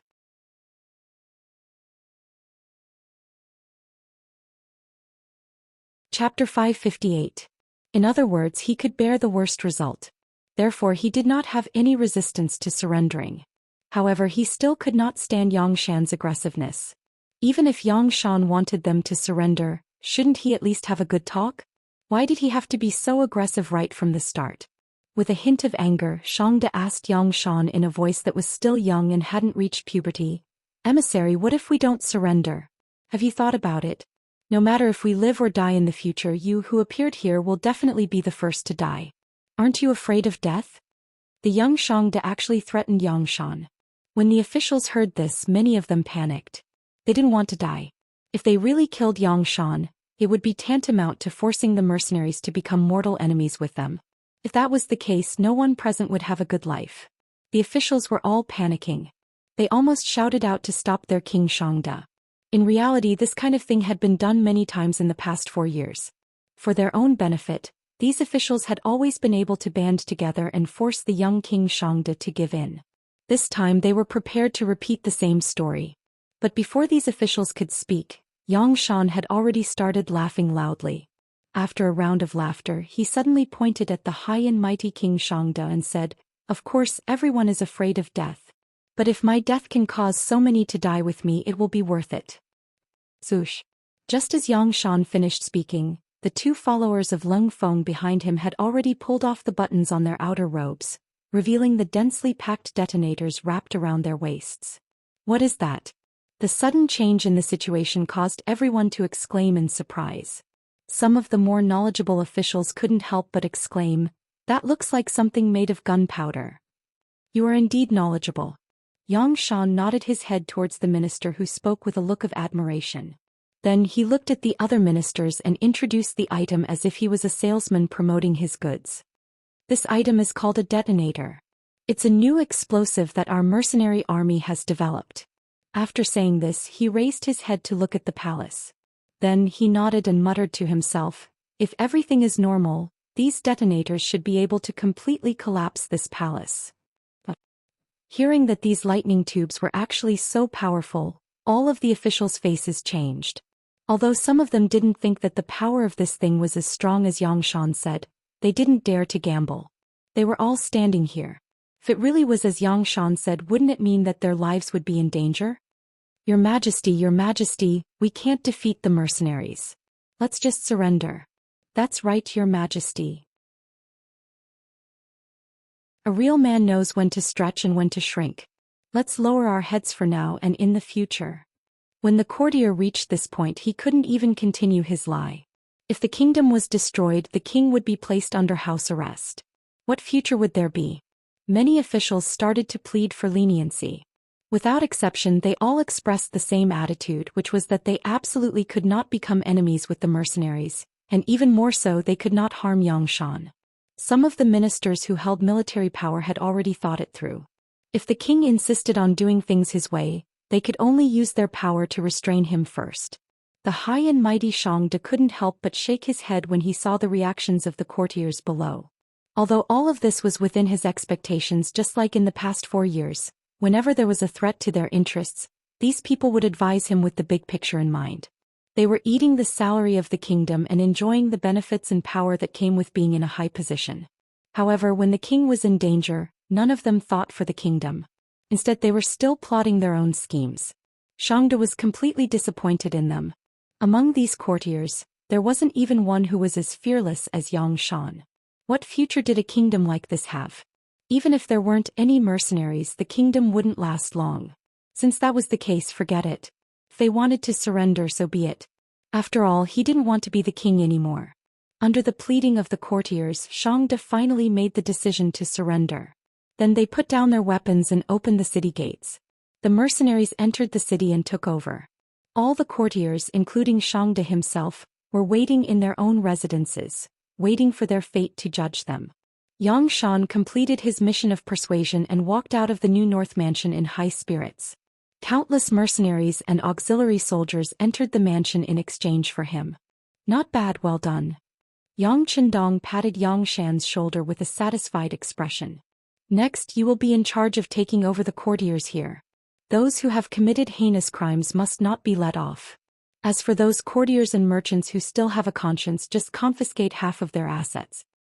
Yes, your majesty knows what to do. Xian nodded his head respectfully. If one wanted to be looked up to and respected by others, then one needed to display one's capabilities. This was a good opportunity to do so. After handing over the task to Xianxia, he walked towards the New North Prefecture under the protection and escort of the 1st and 2nd Guards. In his previous life he had been here before. But at this moment, there weren't any tall buildings like in his previous life. Even the most prosperous streets of the New North Prefecture still gave off a filthy feeling. As he walked, he finally arrived at the palace and saw the last king of the Shang dynasty, Xianxia. King Xianxia, who had been waiting here for a long time, knelt on the ground when he saw Xianxia and the rest, looking very obedient. Xianxia's gaze landed on the 13-year-old Xianxia and he sighed softly. Perhaps in the eyes of others, it was because of him that Xianxia didn't have the chance to display his talents. But who knew that it was because of him that Xianxia's fate changed? At least it wouldn't be like his previous life, where the first Shang dynasty fell apart due to the chaos in the court and Xianxia was killed by his courtiers. Because of Xianxia, as long as Xianxia was obedient, he should be able to have a good ending. The Prince of Sin, Xianxia, greets the Duke of Loyalty and Courage. Xianxia knelt on the ground and shouted. Obviously, someone had already told him about Xianxia's identity. Get up, Xianxia said as he extended his hand to help Xianxia up. It could be seen that Xianxia was still very courteous to the Shang dynasty. At least, the courtiers who surrendered would not have the honor of having Xianxia personally help them up. Thank you, Duke of Loyalty and Courage. Xianxia may be young, but he had learned this set of etiquette since young and was naturally very familiar with it. Xianxia stood up and Xianxia patted him on the shoulder. Don't think too much about it. The burden that history has placed on you is too heavy. You've also worked hard. Although the results may not be satisfactory, it's not your fault. Next, I will arrange for someone to send you to Xichen City. Your courtyard has already been built, you can live there in the future. For some reason, after hearing Xianxia's words, Xianxia's eyes were filled with tears. At this moment, he suddenly felt that this Duke of Loyalty and Courage understood him well. Xianxia knew how heavy his burden was. In the past 4 years he had not had a good night's sleep. Now that everything had been settled, he could finally have a good night's sleep. Thinking about it, that feeling should be very good. Following the takeover of the New North Prefecture, it represented the destruction of the first Shang dynasty.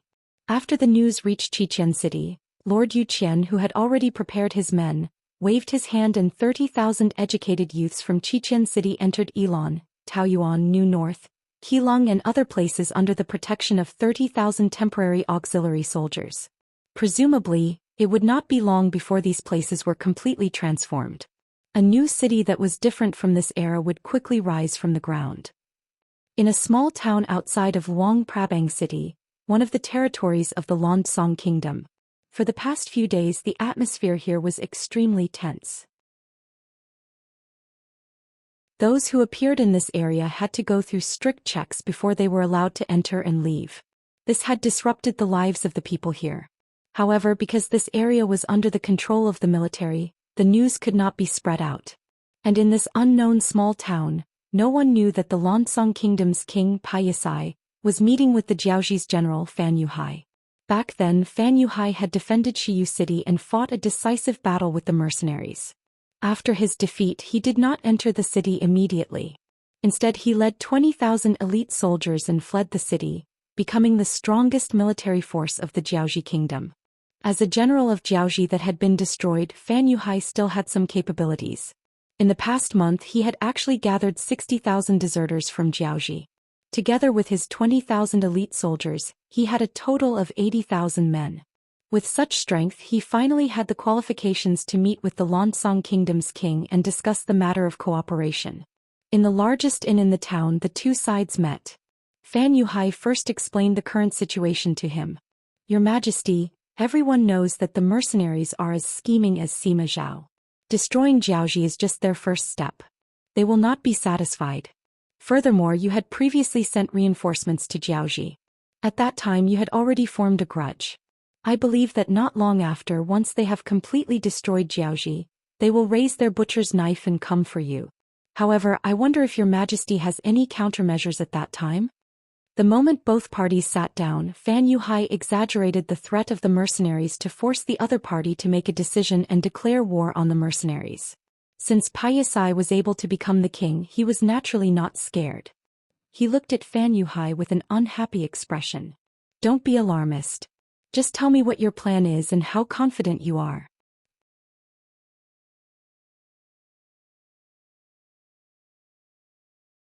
Chapter 559. All right. Fan Yuhai nodded. He had no choice but to bring out something useful at this moment. He took out a military map that belonged to the Jiaoxi kingdom and said, Your Majesty, the mercenaries seem to be in control of the situation in Jiaoxi, but in reality they don't have a stable footing. Many of the prefectures only submit on the surface.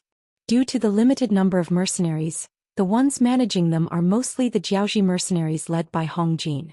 These people basically don't have much combat strength. As long as our army arrives, it'll be easy for them to open the gates and surrender. I'm 90% confident in this. Fan Yuhai paused for a moment. When he saw Paisai nodding in satisfaction, he continued, With this, we can conquer most of Jiaoxi without shedding a single drop of blood. The only troublesome places are the capital Hanoi City and Xiyu City. However, there aren't many mercenaries stationed here. I've already sent people to investigate. There are only 30 cold fronters, 800 auxiliary soldiers, and less than 2,000 temporary auxiliary soldiers. As long as we use the right method, the probability of eliminating them is at least 80%. The right method? What kind of method? King Paisai asked curiously. Your Majesty, you should know that Hanoi City is currently selling all kinds of goods through trade, right? Then as long as we dress up as a group of merchants and enter Hanoi Prefecture first, we can take them by surprise and kill them. How can a mere 2,000 mercenaries be a match for us? When that happens, not only can we eliminate them, we can also obtain the most advanced firearms in their hands. After studying them, why can't we have an elite army with advanced firearms? If he could master these guns, he would have the ability to face the mercenary army head-on.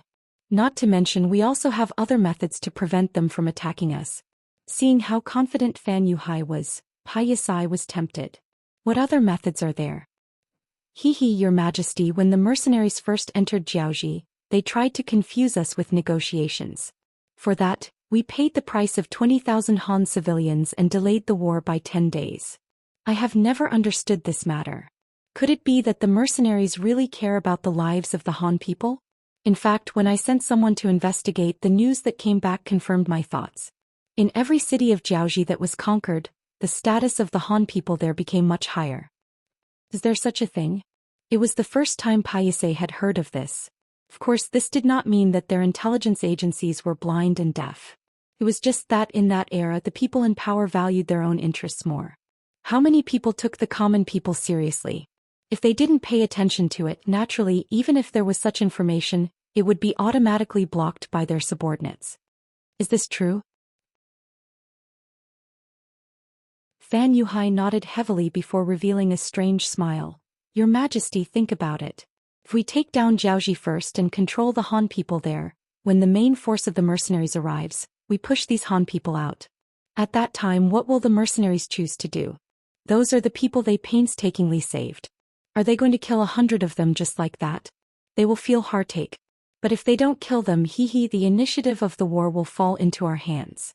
When that time comes, the entire Jiaoji will become one of the territories of the Lanzong Kingdom. You, the great King Paisai, will become the most dazzling person and forever be recorded in the annals of history. Fan Yuhai's words were extremely bewitching. At this moment, King Paisai couldn't help but nod his head. The Lanzong Kingdom's territory was too small. Even though Paisai believed that he wouldn't lose to anyone in terms of ruling a country, he was ultimately unable to expand because of the territory. Now that Jiaoji had become an ownerless object, it would belong to whoever took it. Why didn't he have the right to take it by force? While Paisai was still weighing the benefits in his heart, Fan Yuhai, who was sitting opposite him, opened his mouth again. Your Majesty, there are countless businesses and gold and silver in Hanoi City. Those are all very compact goods. They belong to the kind that is priceless. There was even a young family bank established there. It was said that there was a mountain of gold and silver in there. If one could occupy that place, one would be able to gain a lot of wealth. With money, one would be able to recruit soldiers and buy horses. After becoming strong, it would not be impossible for one to send troops to the Ming dynasty. There is a good saying among the Han people. It is better to have the guts than to be a king. Hearing this, Paisai's eyes lit up. What Fan Yuhai said was indeed a dream of his. The reason why the Ming dynasty was strong was not because their military was strong, nor was it because their governance was good. It was nothing more than occupying a large territory. Paisai had even thought more than once that if he was the emperor there, he would definitely do better than the Ming dynasty emperor. All he lacked was an opportunity to show his talent. But now, after hearing what Fan Yuhai said, it seemed that his great dream could be realized. How could it not make Paisai restless? Previously, his general, Seihai, came to report that His Majesty the King would finally meet Fan Yuhai. He did not take it seriously. But this time, after thinking about it, he came to see him. After meeting him, he found that this person was really a great talent. At least he had a much better vision than the generals in his country. Thinking that Fan Yuhai was a famous general, he could not help but want to recruit him. General Fan, I wonder if you can come to my Lanzong Kingdom. You can rest assured that once you come here, I will give you the position of general. The soldiers of the entire Lanzong Kingdom will be at your disposal. How about it? Paisai cherished talent and wanted to recruit Fan Yuhai. He even did not hesitate to entrust him with important tasks. In his opinion, his power and Fan Yuhai's talent were the best combination. Thank you, Your Majesty the King. In the face of Paisai's recruitment, Fan Yuhai accepted with a smile. Then there was a burst of laughter in the room. Then the two sides carried out in-depth discussions on specific plans. For example, the matter of attacking Hanoi City first, how to use the terrain to defeat the mercenaries during the attack, the formation of the inspection team, the forging of iron shields, and so on. In a word, they had to use up all the bullets of the mercenaries. Paisai left with a satisfied face. The two sides agreed to take action after a month. The reason why they chose this time was because they needed to constantly send spies to Hanoi City to cooperate with the mercenaries. And this required time to operate. In the room, a black shadow walked out from the dark. This person was not tall and had a very ordinary appearance. However, his eyes flashed with light, giving people a very dangerous feeling. General, why did you agree to join the Lanzong Kingdom? As soon as this person appeared, he revealed a trace of murderous intent. Even when he looked at Fan Yuhai, his eyes were also in a state of interrogation. Fan Yuhai sighed, knowing that he had been misunderstood. He hurriedly explained, Brother Min, you've misunderstood. Why would I want to join the Song kingdom? Isn't this to reduce the other party's vigilance? You know that I have received the favor of King Li. Even if I die, I will be a citizen of Jiaoji. This will not change. The person called Brotherman was full name Li Min. He was the adopted son of King Li of Jiaoji. It was said that he was picked up from the deep mountains and forests when he was hunting. This person had been with beasts since young. When he was first seen, he was still drinking wolf milk. Such a person with a wild heart was given special training after being adopted by Li. He was very powerful. A while ago he went out to find the elixir of immortality for Li. That was how he escaped the attack of the mercenaries.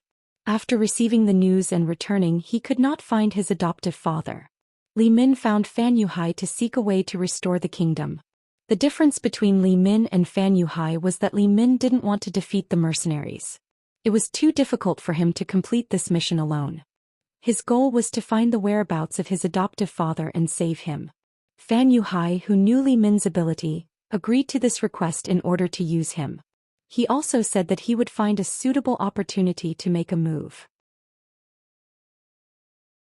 As long as he could capture the Ming dynasty's Duke of Loyalty Yang Chendong, there would be a great chance to exchange for King Li. Because of this, Li Min agreed to follow Fan Yuhai. He was the one who heard the conversation with Pa Yisai. He said that he wanted to join the Song kingdom. He did not hide it anymore and came out to question. Fan Yuhai's answer temporarily dispelled Li Min's worries. He did not care about this matter anymore and took the initiative to talk about other things. Bai Ming's special envoy is here. Do you want to meet him? Of course I want to meet him. Fan Yuhai did not care which faction came. As long as he could help him, it was fine. In the backyard, a man in cotton clothes was standing under a tree. He looked up at the sky as if there was a beautiful scenery in front of him. As someone who was chosen by Jining and sent here to carry out the assassination mission, he needed to be very vigilant at all times. Therefore, when he heard the sound of footsteps behind him, he suddenly flew up. A long sword had appeared in his right hand at some unknown time, and he was already holding it against Fan Yuhai's throat, who had just entered the courtyard. What do you mean by this? Even with the sword on his neck, Fan Yuhai's expression did not change at all. It was not because of anything else but because Li Min was standing beside him. Nothing. I just want to test your strength. Just as the man finished speaking, a white light suddenly flashed. It was so fast that he did not even have time to react. His right hand that was holding the sword hurt, and then the long sword fell to the ground.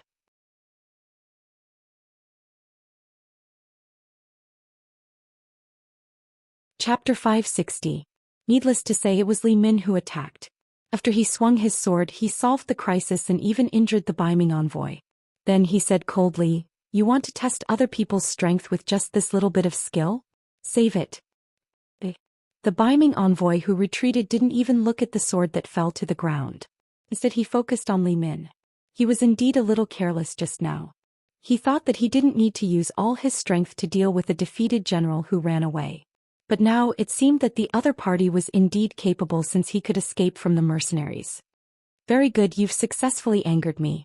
I hope you can perform as well as you did just now. The northern Ming envoy's gaze became much more solemn. A wave of killing intent even uncontrollably exuded from his body, crazily sweeping out like a whirlwind with him as the center. This was a strong murderous aura that could only be produced after killing a lot of people. If it was an ordinary person, just this murderous aura alone would make them tremble and lose their morale. Unfortunately, Fan Yuhai had led troops for many years and killed countless people on the battlefield. Naturally, murderous aura was useless against him. As for Li Min, he had been with beasts since he was very young and was used to life and death. This murderous aura didn't affect him much. After releasing his murderous aura, the Bai Ming envoy suddenly had a long sword in his hand. This was why he was so powerful. He had a total of 13 swords on his body. Therefore the people in Jianghu gave him the nickname of 13 Swords. With a sword in hand, the Bai Ming envoy rushed toward Li Min with a heroic spirit. Compared to intimidating Fan Yuhai, he preferred this powerful and cold murderous aura that gave him the same feeling. Ding ding dang dang. The saber and the sword kept colliding in the small courtyard, creating a series of noises. The noises attracted the attention of Fan Yuhai's personal guards. A group of 100 people quickly surrounded the small courtyard and pointed their spears at the two people in the courtyard. Regardless of whether it was Li Min who had been hiding in the dark or the Northern Ming special envoy, who had good swordsmanship and a murderous aura, these personal guards did not recognize them. Their duty was to protect the general's safety, and they would definitely not allow anyone to threaten Fan Yuhai. With the appearance of the personal guard, Fan Yuhai's face flashed with an unknown smile. He had an idea in his heart. He wanted to test the weight of these two people because he already had a good plan in his heart. Whether or not it would succeed would depend on the ability of the executor. Surround them to say capture them. After spitting out a few simple words, the 100 personal guards had already picked out 6 10-man teams and rushed towards the 2 top-notch assassins. It was a fair fight for one person to face to kill to kill. The 2 of them who were in the middle of a fight were suddenly interrupted. Naturally, their expressions didn't look too good. To say Li face to say, and the guards to say to kill to say he to say to win to kill to the guards to say he was to say to kill the closest to him. To say he to say to kill to say it to say to on to say. To be able to become a top assassin, his IQ was naturally very high. Li Min could tell that Fan Yuhai wanted to test his skills. Since that was the case, he wouldn't be polite. As long as he didn't kill his opponent, even if he severely injured his opponent, it was completely within the boundaries. After all, swords and spears had no eyes, so it was reasonable to injure his opponent. The Baiming envoy was also very angry. Although he had already used his 7th sword, which proved that he was not Li Min's opponent, it was not easy for him to find such a strong opponent. However, for an expert like him, it was not easy to find a strong opponent. He was looking for his own shortcomings through this fight, but now he was interrupted by someone. It was impossible to say that he was not angry at all. Since the guard's appearance made him unhappy, he certainly wouldn't show mercy. Of course, he wouldn't forget his mission, so he only injured the guards and didn't have the intention to kill. Fortunately, both of them didn't have the intention to kill. Otherwise, Fan Yuhai's 100 guards would soon be replaced. And even if they didn't have the intention to kill, at least half of the guards would have to be replaced. This was because many of the injured guards were saved, but because of their injuries, it would be difficult for them to recover to their original peak state. Naturally, since they were able to survive and continue to be the guards, their strength would also rise to a higher level because of this fight. A real assassin was particular about suddenly appearing, then striking with his sword, seizing the head of his opponent and leaving gracefully. Therefore, when facing an organized army, it was difficult for them to show their strong ability. From this point of view, regardless of whether it was Li Min or the Northern Ming special envoy, both of them were somewhat unqualified. They were actually able to remain extremely calm, and their attacks were as fast as lightning. Often, after a blade or sword slashed out, a personal guard would be struck and fall to the ground. It was precisely because of their strong ability that Fan Yuhai's eyes lit up. Weren't they the people he was looking for? The Duke of Loyalty of the Great Ming Dynasty was often protected by an organized army. It was naturally difficult for ordinary assassins to get close to him. What he needed was an expert who could kill 100 or 1,000 people. Regardless of whether it was Li Min or the Baiming envoy, both of them seemed to meet this requirement. How could he not be happy? That's right, Fan Yuhai had the idea of assassinating Yang Chendong. The mercenaries were too strong. Not only did they have the world's most advanced firearms, but they also had cannons that had a destructive power that was as powerful as thunder. These were not things that they could resist. It was too difficult to defeat the mercenaries in a direct confrontation. In comparison, it was a good choice to capture the leader first. If he could capture or kill the Duke of Loyalty of the Great Ming Dynasty, it would be the best time to disintegrate them when they were without a leader. At that time, when the mercenaries' morale was in chaos, he could use some methods to suppress some and rope in some. How could he not accomplish his goal of restoring Jiaoji? He could even obtain those advanced weapons. Jiaoji would definitely be stronger than before. It should be said that this was Fan Yuhai's goal. The so-called seeking refuge with the Lansong Kingdom was just for the sake of Ampiasai. After all, it was very difficult for him to severely injure the mercenaries with his current strength. Since that was the case, it was necessary to find suitable helpers. In his eyes, there were fewer and fewer of the 100 personal guards who were still standing on the battlefield. Although they were also veterans, they were more particular about teamwork. When their teammates were injured one after another, there was no one to cooperate with them. In a one-on-one battle, they were unable to effectively display their abilities and were defeated one by one. In the end, there were less than 10 of them who were still standing on the battlefield. Enough. Fan Yuhai, who didn't wish for the entire army to be wiped out and didn't wish to replace all of his personal guards, finally spoke up. Following which he invited Li Min and the northern Ming envoy to the final room in the courtyard. From this point of view, he had already acknowledged the strength of these two people. In this dimly lit room, Fan Yuhai took the initiative to pour tea for the two murderous men who were still out of breath. When he sat down again, his voice had already regained its calmness. Northern Ming's special envoy, right? Tell me, what do you need us to do? What kind of help can you provide us? The Ming envoy was a straightforward person. After the test, he didn't seem to want to waste any more time. He raised his head and looked into Fan Yuhai's eyes. He said very generously, "We will provide you with everything you need. We only have one goal, which is to kill the great Ming dynasty's Duke of Loyalty." This kind of request was exactly what Fan Yuhai wanted. Fan Yuhai could not help but feel happy, but he did not show it on his face. He first looked at Li Min. This person naturally wanted to save King Lily, so he nodded in agreement. Fan Yuhai then looked at the Ming envoy again. "But how should I address you?" "Shin Kun." "Brother Shin, this matter is very important. We need to plan it carefully. Do you have a specific plan?" Fan Yuhai asked in a consulting tone. "The plan is up to you. You just need to give me a suitable opportunity to send me to the Duke of Loyalty. With my methods, you should believe that no one can stop me in close combat," Shin Kun said very heroically and confidently, as if he was the most arrogant person in the world. Unfortunately, just as he finished speaking, Li Min's voice sounded. "I don't think highly of your strength." Hearing someone doubt him, even if this person was Li Min who was stronger than him, Shin Kun's eyes still revealed a very angry expression. Li Min was unmoved, but what she said next made Shin Kun's expression soften. He even had to nod in agreement. "I don't think highly of your individual strength, but if you can cooperate with me, I think it will be foolproof." "Okay, I agree. We can work together," Shin Kun said decisively. For a moment, the three of them couldn't help but laugh loudly. It was as if Yang Qindong only had half his life left and could be taken away by them at any time.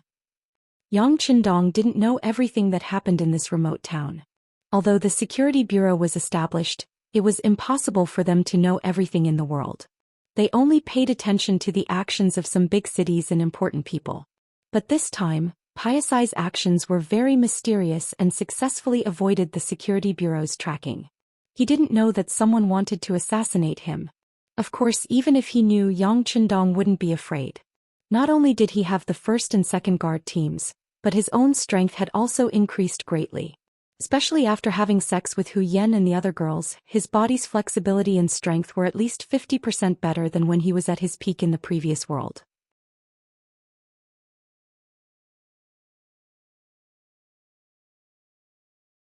Chapter 561. He couldn't understand how his body could be developed to such an extent and could only attribute it to the benefits of transmigrating. While his own strength was increasing after he took down the number 1 Shang clan, he returned to Crimson City and walked around the various factories. While he was inspecting, he was also using his warehouse to create miracles. Since he had already become a legend and the commoners already had the impression that he was a god, Yang Qindong didn't mind doing more exciting things. For example, after he dismissed everyone at the power plant, Wan Qi and the rest discovered all sorts of never-before-seen generators the next morning. For example, after spending a night at the steel factory, after spending a night at the military factory, after spending a night at the factory, after spending a night there, Wan Qi and the rest discovered various armored vehicles and 63 amphibious tanks. Everyone was dumbfounded by the miracles created by Yang Qindong. Often after seeing these things, their first feeling was to kneel on the ground and shout that the gods had shown their spirit. However, no one asked Yang Qindong what was going on. This was a question that couldn't be answered. Fortunately, under the feudal society, people's thoughts were too restricted. Few people would ask why when something happened.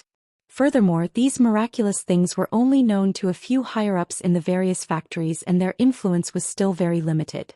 Moreover, these people were usually immersed in the process of research and learning, so no one would find trouble with Yang Qindong. He stayed in Crimson City for 2 months and spent the new year of 1452 with Hu Yen and the other 2 girls in the palace. The fireworks and firecrackers in the Crimson City Plaza attracted the attention of millions of people outside the city. The current population of Crimson City was already saturated.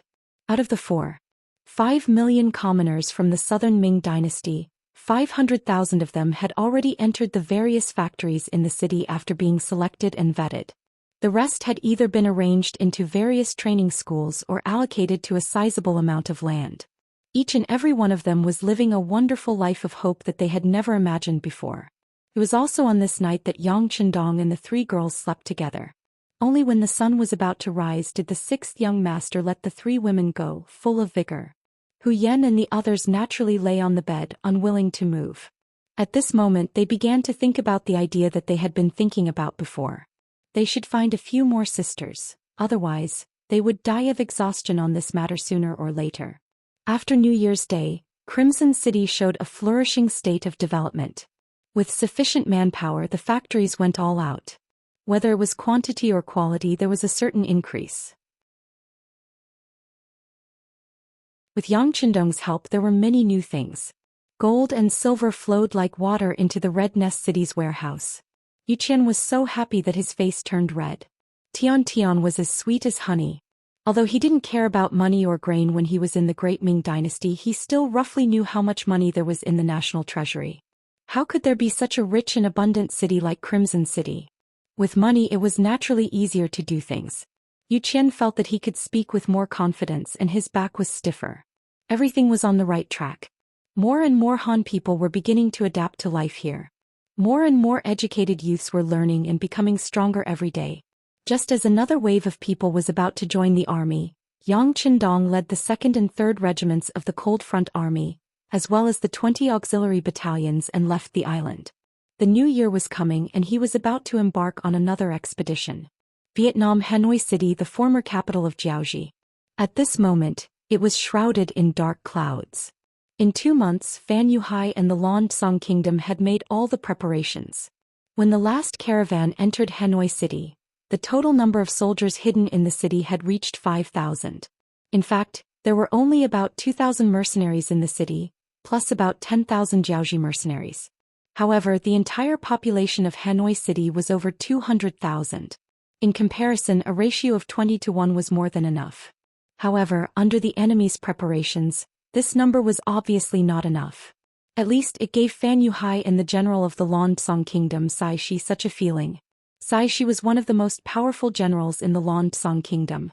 Most of the soldiers under him were from the Dragon tribe.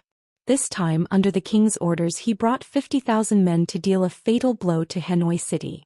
Long before they had made their move on Hanoi City, they had already taken down the important city of Go Chi City in the northwest of Vietnam.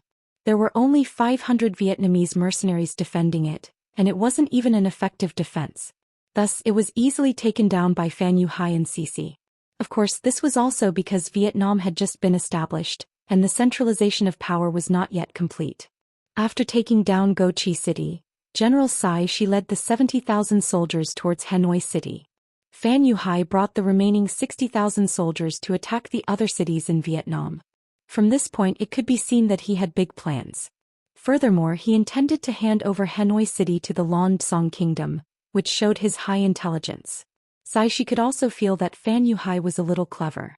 However, the temptation of Hanoi City was too great. Thinking about the mountain of goods in the commercial street and the Yang family bank, who knew how much gold and silver were stored there. If he could take over Hanoi City, the Lan Tsang Kingdom would have more capital to develop. With such an excited thought, Sai Shi led his men to surround Hanoi City. Then he prepared to knock on the city's west gate with his spies that night. Xianxia was the person in charge of Vietnam that Yang Chendong had left behind. Recently, he was so busy that he could only sleep for 4 to 6 hours at night. However, he really liked this kind of work pressure. Just like what the 6th young master always said, if you don't work hard when you are young, if you don't fight hard, do you have to wait until you are old to regret it? Now that he had such a direction to strive for, of course he wanted to put on a show for others to see. In addition to being able to prove his value, he believed that if he did things well, the 6th young master would definitely take note of it. In the future, there would definitely be a higher position waiting for him in the entire Yang family. Although the work was busy, after more than 2 months of tempering, many things had begun to gradually get on the right track. He had a better understanding of the situation here, and when he did things it was much easier. Reporting to the governor, the Security Bureau's Gao Yu requests an audience. A person in charge of his safety said outside the office. Xianxia, who had been appointed as the governor of Vietnam, suddenly heard that someone from the Security Bureau had come. He couldn't help but frown. His intuition told him that when these people appeared, it would not be good news. But he still nodded and said, "Invite Leader Gao in." Gao Yu, one of the elite agents of the Security Bureau, was also a person that the current deputy director Yang San valued very much. This time he was sent to Vietnam to be in charge of the intelligence work here. Gao Yu strode into the office and gave Xianxia a military salute. Although the two sides did not have a direct relationship, as the person in charge of Vietnam appointed by the 6th young master, he must give the corresponding respect. "You don't have to be so polite, Director Gao, please take a seat." Xianxia also returned the salute and said politely with a smile. Gao Yu, on the other hand, did not have the slightest smile on his face. Instead he answered very seriously, "Governor Song, we have lost contact with Goyong City." Goyong City? Hearing this, Xianxia's face flashed with surprise. He was very clear about the situation in Vietnam during this period of time. He was very familiar with the location of the city and what kind of role it played. However, out of caution he still asked again, "Did something happen to your people that caused you to be unable to contact them in time?" The transportation in ancient times was not good, so there would be some problems with the transmission of information. It was very normal to be late for a few days. It was no wonder that Xianxia thought in this direction. Gao Yu, on the other hand, shook his head with certainty. "That won't happen. When we send messages we use 2 people and 2 lines. They don't overlap. Even if something happens to one of them, the other will definitely bring the news over. But now it is the designated time and there is still no news. Suspect." When Gao Yu said the words, "I suspect," his expression was obviously more serious. However, he paused for less than 2 seconds before he resolutely said his guess. "I suspect that either something happened to them, or Goyong City has gone out of control and they can't leave the city." Out of control? Can't leave the city? This conclusion was a little scary, and even Xianxia had to treat it with caution. "Are you sure, Leader Gao? You should know the possible consequences of this conclusion." "I'm sure." Gao Yu's answer was very straightforward. In fact, he dared to say this because he had already waited for an extra day. In other words, after 24 hours, there was still no news about Goyong City. That was why he came to look for Xianxia. According to the internal regulations of the Security Bureau, he had already gone a little overboard. However, there was no other way. This matter involved too many people, so he had to be very careful. That was why he had waited for an extra day. Hearing Gao Yu's affirmations, Xianxia's expression turned even uglier. He strode over to the map of Vietnam hanging on the wall. His gaze paused on Goming City for a moment before he punched it. Do they really have the guts to do this? Needless to say, Gao Yu, who was standing behind him, naturally knew who he was referring to. This result was exactly the same as his previous analysis. He was also somewhat unable to accept it, but what was coming was unavoidable.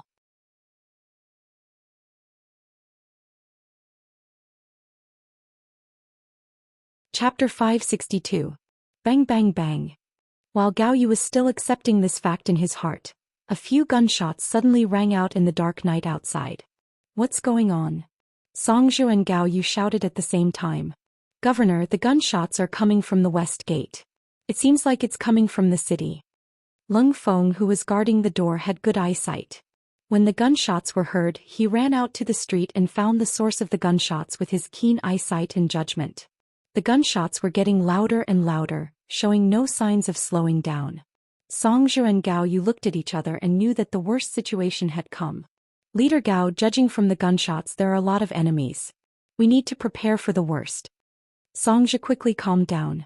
There was nothing to be afraid of. "I understand. I will immediately bring the radio box here and contact the outside." How could Gao Yu not know how critical the situation was right now? Since the enemy had chosen to make a move on their mercenaries, the other 3 city gates must have been sealed off as well. It would be impossible to rely on people to ask for help from outside. Thank you, Leader Gao. Xianxia nodded seriously. Only a few people knew about the existence of a radio station in Hanoi City. It was one of the secret weapons that Yang Qindong had prepared for them before he left. Because there was no electricity in the city, in order to prevent the radio from running out of battery, Yang Qindong had specifically ordered that it should not be used unless it was a major incident. Even if they wanted to use it, they needed to get the approval of both the governor and the security bureau. It seemed that now was the critical moment to use it. Gao Yu turned and left the office. Xianxia hesitated for a moment and then said to Leng Feng, "Go and get platoon leader Lu and General Hong Jin." Not long after, the platoon leader of the Leng Feng platoon, Zhou Xian, and the Vietnamese mercenary general Hong Jin appeared in the governor's office. When they arrived, they saw Xianxia and another man busily working on something. Knowing that the two had arrived, Xianxia walked out of the office and looked at Hong Jin. "What's the situation outside?" Reporting to Governor Song, after the west gate was breached, the south gate was also lost. "Our troops are currently fighting with the enemy while retreating into the city. There are too many enemies and it's dark. We're not prepared." Hong Jin lowered his head as he spoke, his face full of guilt. Of the three generals of the Vietnamese mercenaries, Yuan Chunqing and Chin Di were not in the city, so he was in charge of commanding the Vietnamese mercenaries. Under his efforts, the 4 city gates that were originally guarded by the auxiliary barracks were now handed over to them. This trust made him extremely touched. Just as he was thinking of performing well, who would have thought that the enemy would suddenly appear? In addition, there were actually traitors among his soldiers. This caught him off guard and caused him to lose 2 city gates in a row. Hong Jin wanted to die. The city had been breached and he was the person in charge. How could he still be trusted and used by the mercenaries? Seeing Hong Jin's grievance and self-blame, Xianxia sighed. He was angry at Hong Jin's uselessness, but what was the use of scolding him now? It would only make the morale of the troops more unstable. Once Hong Jin was pushed into the enemy's camp, it would only help the enemy's strength. Alright, this governor knows about this matter. Let's think about how to take the blame and defend the city first. How about this? You immediately bring your men to stop the enemy from entering the city. You don't have to force them out, but you have to at least slow them down. Do you understand? He was not scolded and his military power was not taken away. Instead, he was given a chance to take the blame. Hong Jin was touched and his body tensed up as he said, "Governor, please rest assured. As long as I, Hong Jin, am still breathing, I will not let them get here so quickly." "Good, if you can defend until dawn, I'll give you a merit." Xianxia nodded and patted Hong Jin's shoulder confidently. He had a look that said, "I believe in you, go ahead and do it." The so-called defense until dawn meant that they had to defend the business district and not be attacked before dawn. This was because the provincial office, the Yang family's bank, and the most profitable shops were all gathered in this area. As long as there were no problems here, even if Hanoi City was surrounded, the loss would not be too great. Hong Jin went out with a solemn expression, leaving the platoon leader of the Lung Front platoon, Zhou Xian. He started as an auxiliary soldier step by step until today. He had also been tested for loyalty. Now Zhou Xian had completely grown up. His body stood there like a javelin, like a sharp sword that could be unsheathed at any time, giving off a cold, murderous aura.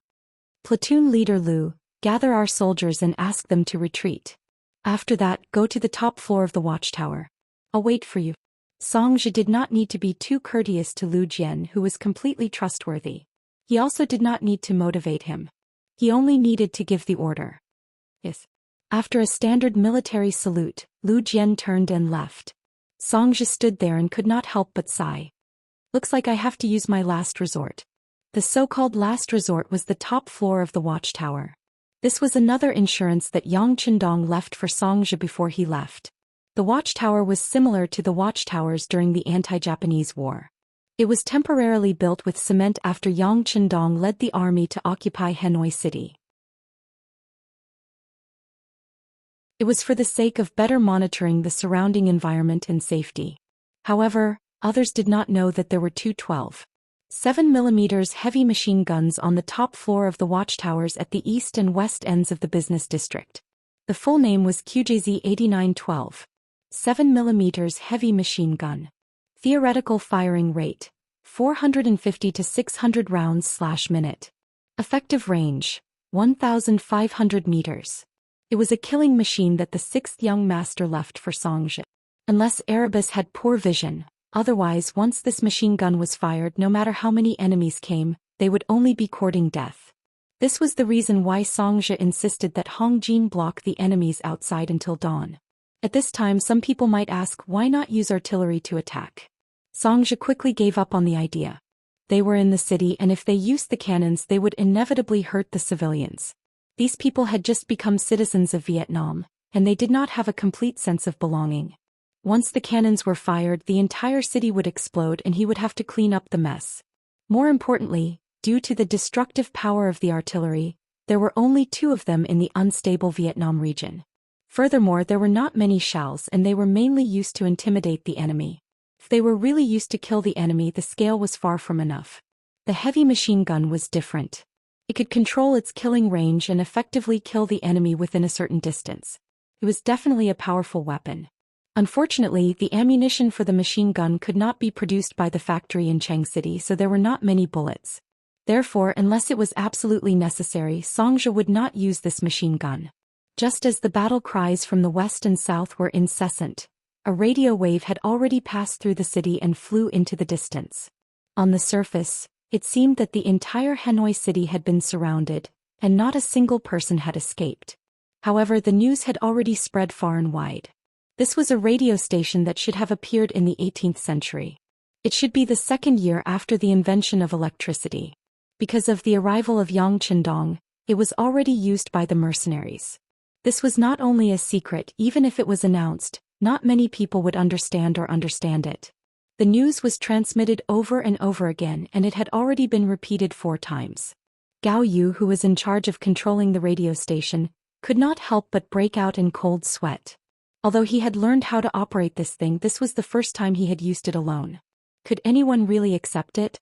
He couldn't help but be worried. What if the other party didn't turn it on because they wanted to save power? Wouldn't his call be useless?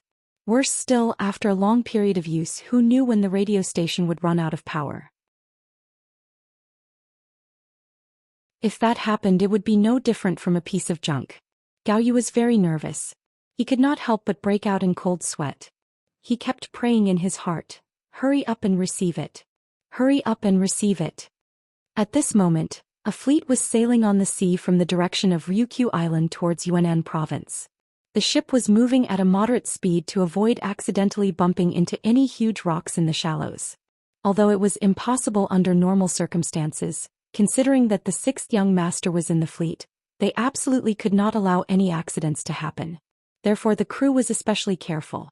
Compared to the careful and cautious Navy crew, the more than 10,000 mercenaries on the ship were much more relaxed. Some of them had already gone to sleep and some of them were sitting together playing poker or chess. When there was no war, they could relax appropriately. This was a combination of work and rest, and Yang Chendong had given special permission. Therefore, although it was late at night, there were still many soldiers who had not gone to sleep. Wang Shan was one of them. Originally, he was in charge of the radio station tonight. Compared with other radio stations, the one with Yang Chendong was on 24 hours a day. As for the problem of power supply, don't be ridiculous. With the 6th young master there, would the battery still be a problem? Because of his excellent performance in the radio training class, and because Wang Shan himself was very clever, he was chosen by Yang Chendong to be a telegraph correspondent. But when the radio station rarely transmitted any news, Wang Shan slowly stopped guarding it even when he was sleeping like before. Just like just now, when he played Do Diju with his comrades for a while, he did not guard the radio station.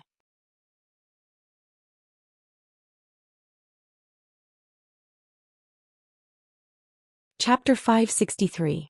But in less than half an hour after a few rounds, he handed the cards to his comrade beside him and returned to the computer room. He instinctively glanced at the telegraph machine. First he pushed the door open and took a look. Then he turned around and wanted to go back to continue playing cards. But then his body froze. He pulled the door open and saw the telegraph machine flashing with a red light. Wasn't that the signal of a telegram coming in? Whoosh. He sat in front of the telegraph machine and put on his headphones to receive the message. After a while, he quickly left the place and rushed to the place where the 6th young master was resting. Needless to say, the place where Yang Chendong was resting was guarded. But when the guards saw that it was Wang Shan, no one stopped him. This was an order from the sixth young master.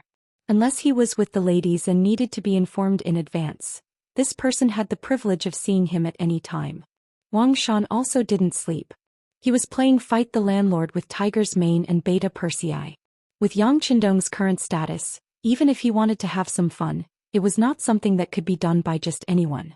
After playing with the regiment commander and battalion commander a few times, he found that they were very restrained. He gave up and replaced them with the people around him. Sure enough, Tiger's Mane, who was very familiar with him, and Beta Persei, who was careless, were not too afraid of him. At least everyone won and lost, which was more interesting. Sixth young master, Wang Shan has an urgent matter to see you.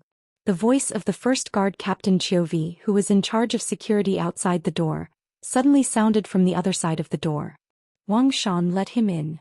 Yang Chendong thought that something big must have happened. He turned over and got out of bed.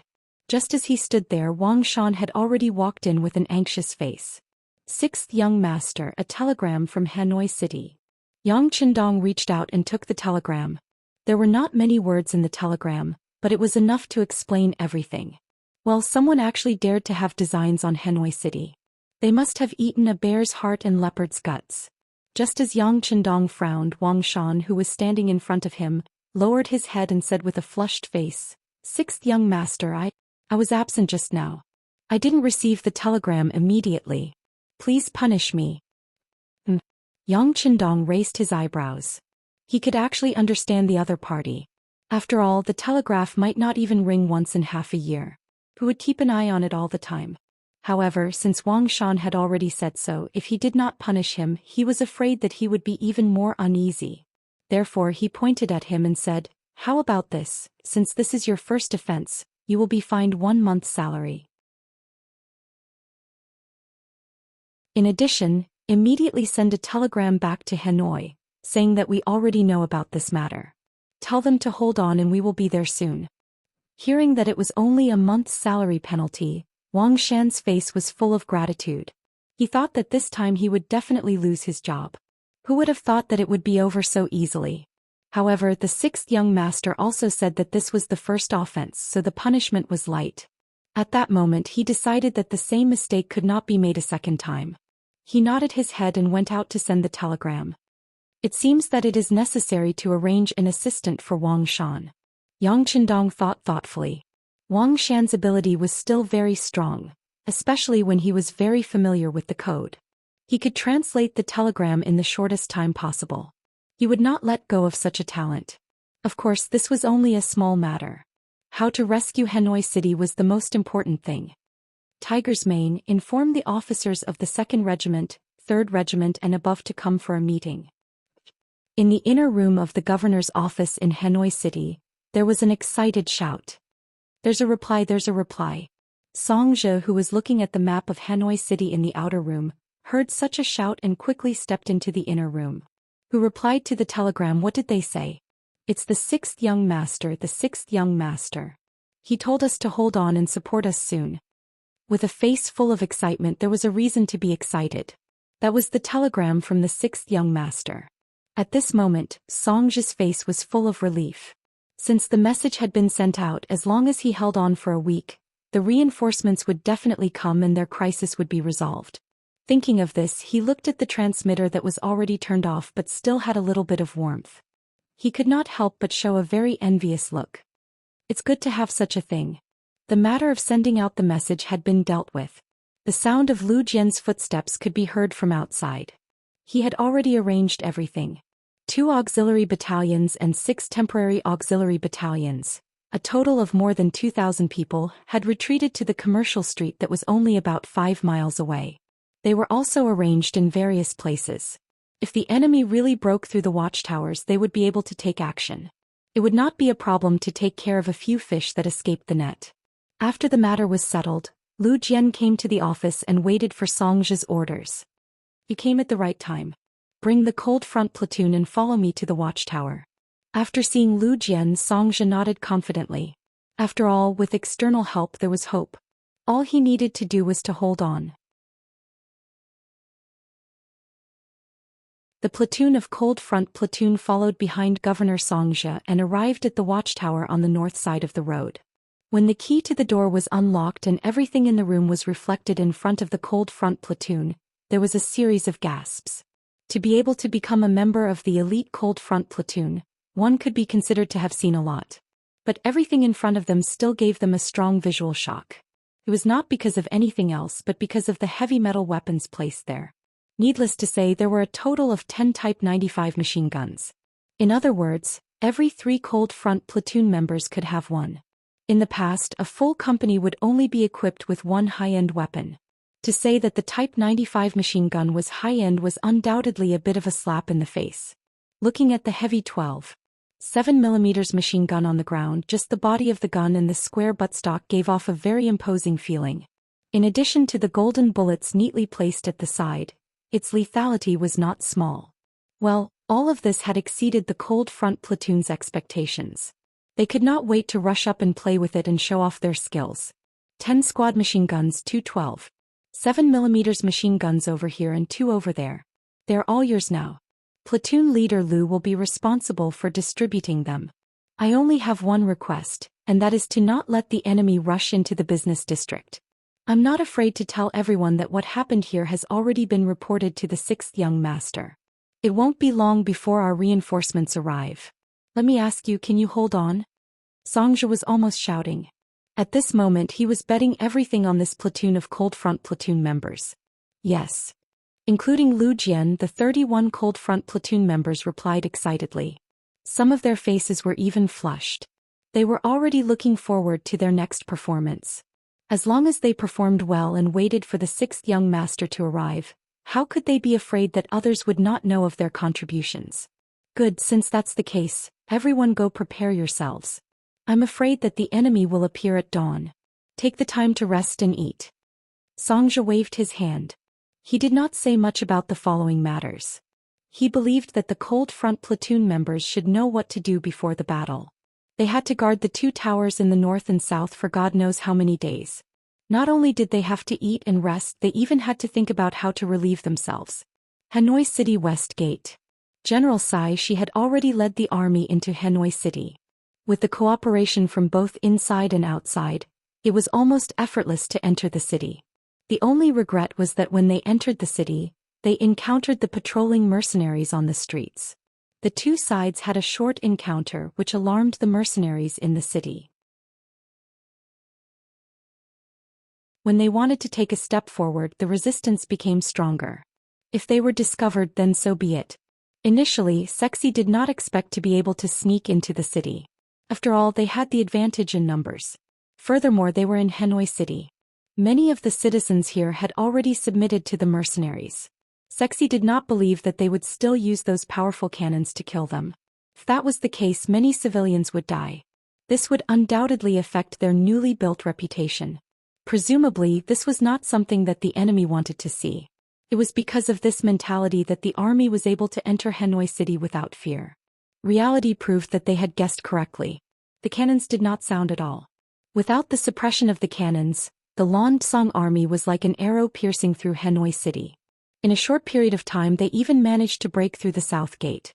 It was at this time that they were met with a strong resistance, and their opponents were the Vietnamese mercenaries led by General Hong Jin. Hong Jin had already lost the city. Now he was commanding the battle with the mentality of redeeming himself. In order to complete Xianxia's order to defend the city until dawn, he was going all out. Not only did he send out all the mercenaries in his hands, he even sent out the 500 elite guards that he had imitated Cold Front Platoon. In short, he was determined to complete Xianxia's orders at all costs. Under the orders of death, the Vietnamese mercenaries fought against their superior numbers. Cruel cold weapons battles took place in the streets and alleys. Knives, spears, swords, halberds, axes, hooks, forks, sticks, arrows, shields, anything that could be used, anything that could be imagined was brought out. Often, when 2 soldiers were fighting, one would slash at the other's body, while the other would stab at the other's abdomen. Fresh blood flowed out, and it was common for both sides to perish together. The moment the Vietnamese mercenaries showed signs of weakness due to their numbers, Hong Jin's 500 elite guards were sent out. They were all wielding thick steel knives with deep blood grooves on them. Once such a weapon slashed someone, the wound would bleed non-stop and splatter in all directions. You're tuning in to the Zhou Xian's Legacy YouTube channel. Don't forget to subscribe and join us on this journey to catch the most captivating stories.